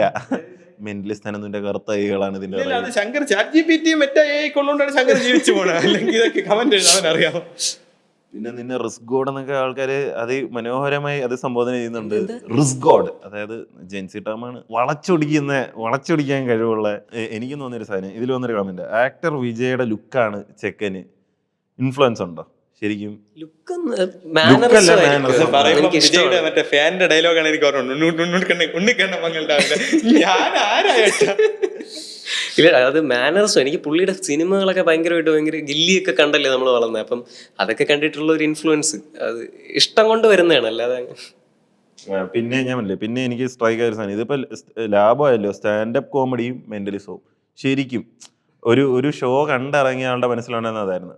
ഹൊറർ എലമെന്റും ഉണ്ട്, എന്നാൽ ശരിക്കും സ്റ്റാൻഡപ്പ് കോമഡി കണ്ടിറങ്ങുമ്പോൾ കിട്ടുന്നൊരു സാറ്റിസ്ഫാക്ഷനും ഉണ്ട്. തമാശ ഉണ്ടായിരുന്നു. ക്ലൈമാക്സ്, ഈ ഷോയുടെ ഡയറക്ടർ ബ്രില്യൻസ് ശരിക്കും അതായിരുന്നു. കണ്ടിറങ്ങിയ ഒത്തിരി ഒരു സിനിമ പോലെ ഉണ്ടായിരുന്നു. സ്ക്രിപ്റ്റ് കോംപ്ലിക്കേറ്റഡ് ആയിരുന്നു. ഇതിനെല്ലാം പുറമെ ഷോയുടെ ഇതെന്ന് പറഞ്ഞാൽ ഒരു പീക്ക് ഫണ്ണ്, ഒരു പീക്ക് ഹൊറർ ആൻഡ് ക്ലൈമാക്സിൽ ഒരു പീക്ക് സസ്പെൻസ്. ഇതിന്റെ എല്ലാം ഏതോ ഒരു ഓഡിയൻസ് എന്റെ അടുത്ത് വന്ന് പറഞ്ഞാൽ സിമ്പിൾ ആയിട്ട് നിങ്ങളുടെ ഷോ എന്റെ അടുത്ത് എക്സ്പ്ലെയിൻ ചെയ്യാൻ പറഞ്ഞാൽ ബാഹുബലി, ദൃശ്യം, CD മൂസ മൂന്നിന്റെയും. ഞാനതും പറയൂല, ഞാൻ പറയുന്ന നാടോടിക്കാറ്റുകളെ ഞാൻ ആദ്യം കൊറിയോ ചെയ്ത സമയത്ത് മറ്റേ ബാഹുബലിയിലെ വൻ സെറ്റപ്പ് എന്നിട്ട് ഞാൻ തന്നെ എന്തിന് ഇത്രയും വലുതാക്കണോ? ആൾക്കാർക്ക് വലിപ്പത്തിനെയും കാട്ടിലും അതിന്റെ ആത്മാവില്, അതിന്റെ ജീവൻ ഇരിക്കുന്ന അതിന്റെ സോളിലല്ലേ, അങ്ങനെ വിശ്വസിക്കുന്ന ആളാണ് ഞാൻ. പറഞ്ഞല്ല കേട്ടോ, ഇത് എന്റെ അടുത്ത് ഒരു ഓഡിയൻസ് വന്ന് പറഞ്ഞു, അവർക്ക് മനസ്സിൽ തോന്നിയത് ഇങ്ങനെ ഈ ഒരു 3 സിനിമയുടെയും എലമെന്റ് ഞാൻ അവിടെ ഞാൻ ഇപ്പോഴും പറയുന്നത് ഇതൊരു സാധാരണ ഒരു എന്റെ പോയിന്റ് ഓഫ് വ്യൂവില് ഞാൻ നമ്മുടെ ചിന്തകൾ ബിയോണ്ട് ദ ലിമിറ്റ് അല്ലേ. അപ്പൊ ആ ചിന്തകളെ വെച്ച് നമുക്ക് കമ്പയർ ചെയ്യുന്ന നോക്കുമ്പോഴത്തേക്കും നമ്മുടെ ചിന്തകളിൽ നിന്ന് നമുക്ക് ഇന്ന് ചെയ്യാൻ പറ്റുന്ന ഒരു വ്യത്യസ്തമാർന്നൊരു ഷോ, അത്രേ ഉള്ളൂ. അതിനപ്പുറത്തേക്ക് ഇതിനെ വലിയൊരു സംഭവമാണെന്നൊന്നും ഞാൻ വിശ്വസിക്കുന്നില്ല. അത് വലിയ സംഭവമാണെന്നുണ്ടെങ്കിൽ ഞാൻ ഇനിയും കുറെ കൂടെ ഇംപ്രവൈസ് ചെയ്ത് ഞാൻ ഇനിയും വേറെ തലങ്ങളിലോട്ട് പോയി അങ്ങനെയൊക്കെ പോകണം. നമ്മുടെ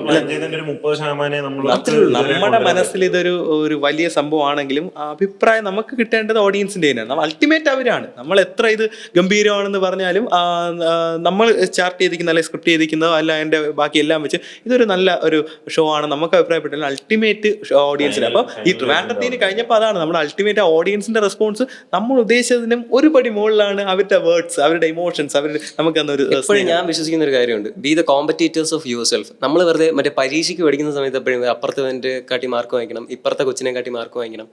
എന്തിനാണ് അപ്പുറത്തും ഇപ്പുറത്ത് വരും? നമ്മൾ നമ്മുടെ തന്നെ അക്കാഡമിക്സിലെ ടോപ്പ് മാർക്ക് എടുത്തിട്ട് അതിനെ പൊട്ടിക്കാനല്ലേ നമ്മൾ നോക്കേണ്ടത്. അതേസമയം ഞാൻ വിശ്വസിക്കുന്ന ഒരു കാര്യമാണ്, ഇപ്പം നമ്മളൊരു ആക്ട് ചെയ്യുന്നു അല്ലെങ്കിൽ ഒരു പെർഫോമൻസ് ചെയ്യുന്ന സമയത്തായാലും ഒരിക്കലും ഞാൻ അപ്പുറത്തൊരു കോ പെർഫോമർ ഇത്ര വ്യൂസ് ചെയ്ത് അത് നമ്മുടെ ഫാക്ടറേ അല്ല. നമ്മൾ നോക്കുന്നത് കഴിഞ്ഞ തവണത്തെക്കാട്ടിലും ഞാൻ എത്ര ഇംപ്രവൈസ്ഡായി, എനിക്ക് എത്രത്തോളം ഇമ്പ്രൂവ്മെൻ്റ് എന്നിൽ തന്നെ കൊണ്ടുവരാൻ പറ്റിയെന്നേ ഞാൻ നോക്കുള്ളൂ. അപ്പോൾ ഞാൻ പറയാൻ ആഗ്രഹിക്കുന്ന ഒരു മെസ്സേജും അത് തന്നെയാണ്, B the better version of your self. നിങ്ങളോട് തന്നെ മത്സരിക്കുക എന്നുള്ളതായിരിക്കും ഏറ്റവും സുന്ദരമായിട്ടുള്ള കാര്യം.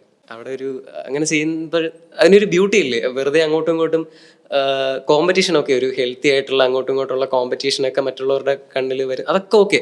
പക്ഷെ നമ്മുടെ ഉള്ളിൽ എപ്പോഴും ഏറ്റവും വലിയൊരു ബ്യൂട്ടി ഉണ്ടാവുന്നത് നമ്മളെ തന്നെ എപ്പോഴും പരാജയപ്പെടുത്താനും നമ്മളിൽ തന്നെ വിജയം സൃഷ്ടിച്ചുകൊണ്ടിരിക്കാൻ ശ്രമിക്കുമ്പോഴാണെന്നാണ് ഞാൻ വിശ്വസിക്കുന്നത്. ഞാൻ ഇപ്പോൾ പോകുന്നൊരു പാത്ത്, എല്ലാവരും ചോദ്യങ്ങൾക്കുള്ള ഉത്തരങ്ങളുടെ പിന്നാലെ പോകുമ്പോഴത്തേക്കും ആ ഉത്തരങ്ങളിൽ നിന്ന് ചോദ്യങ്ങളിലേക്ക് പോകാൻ പറ്റിക്കഴിഞ്ഞാൽ രസമായിരിക്കൂലേ? മനസ്സിലായോ? നിങ്ങൾക്ക് മനസ്സിലായോ?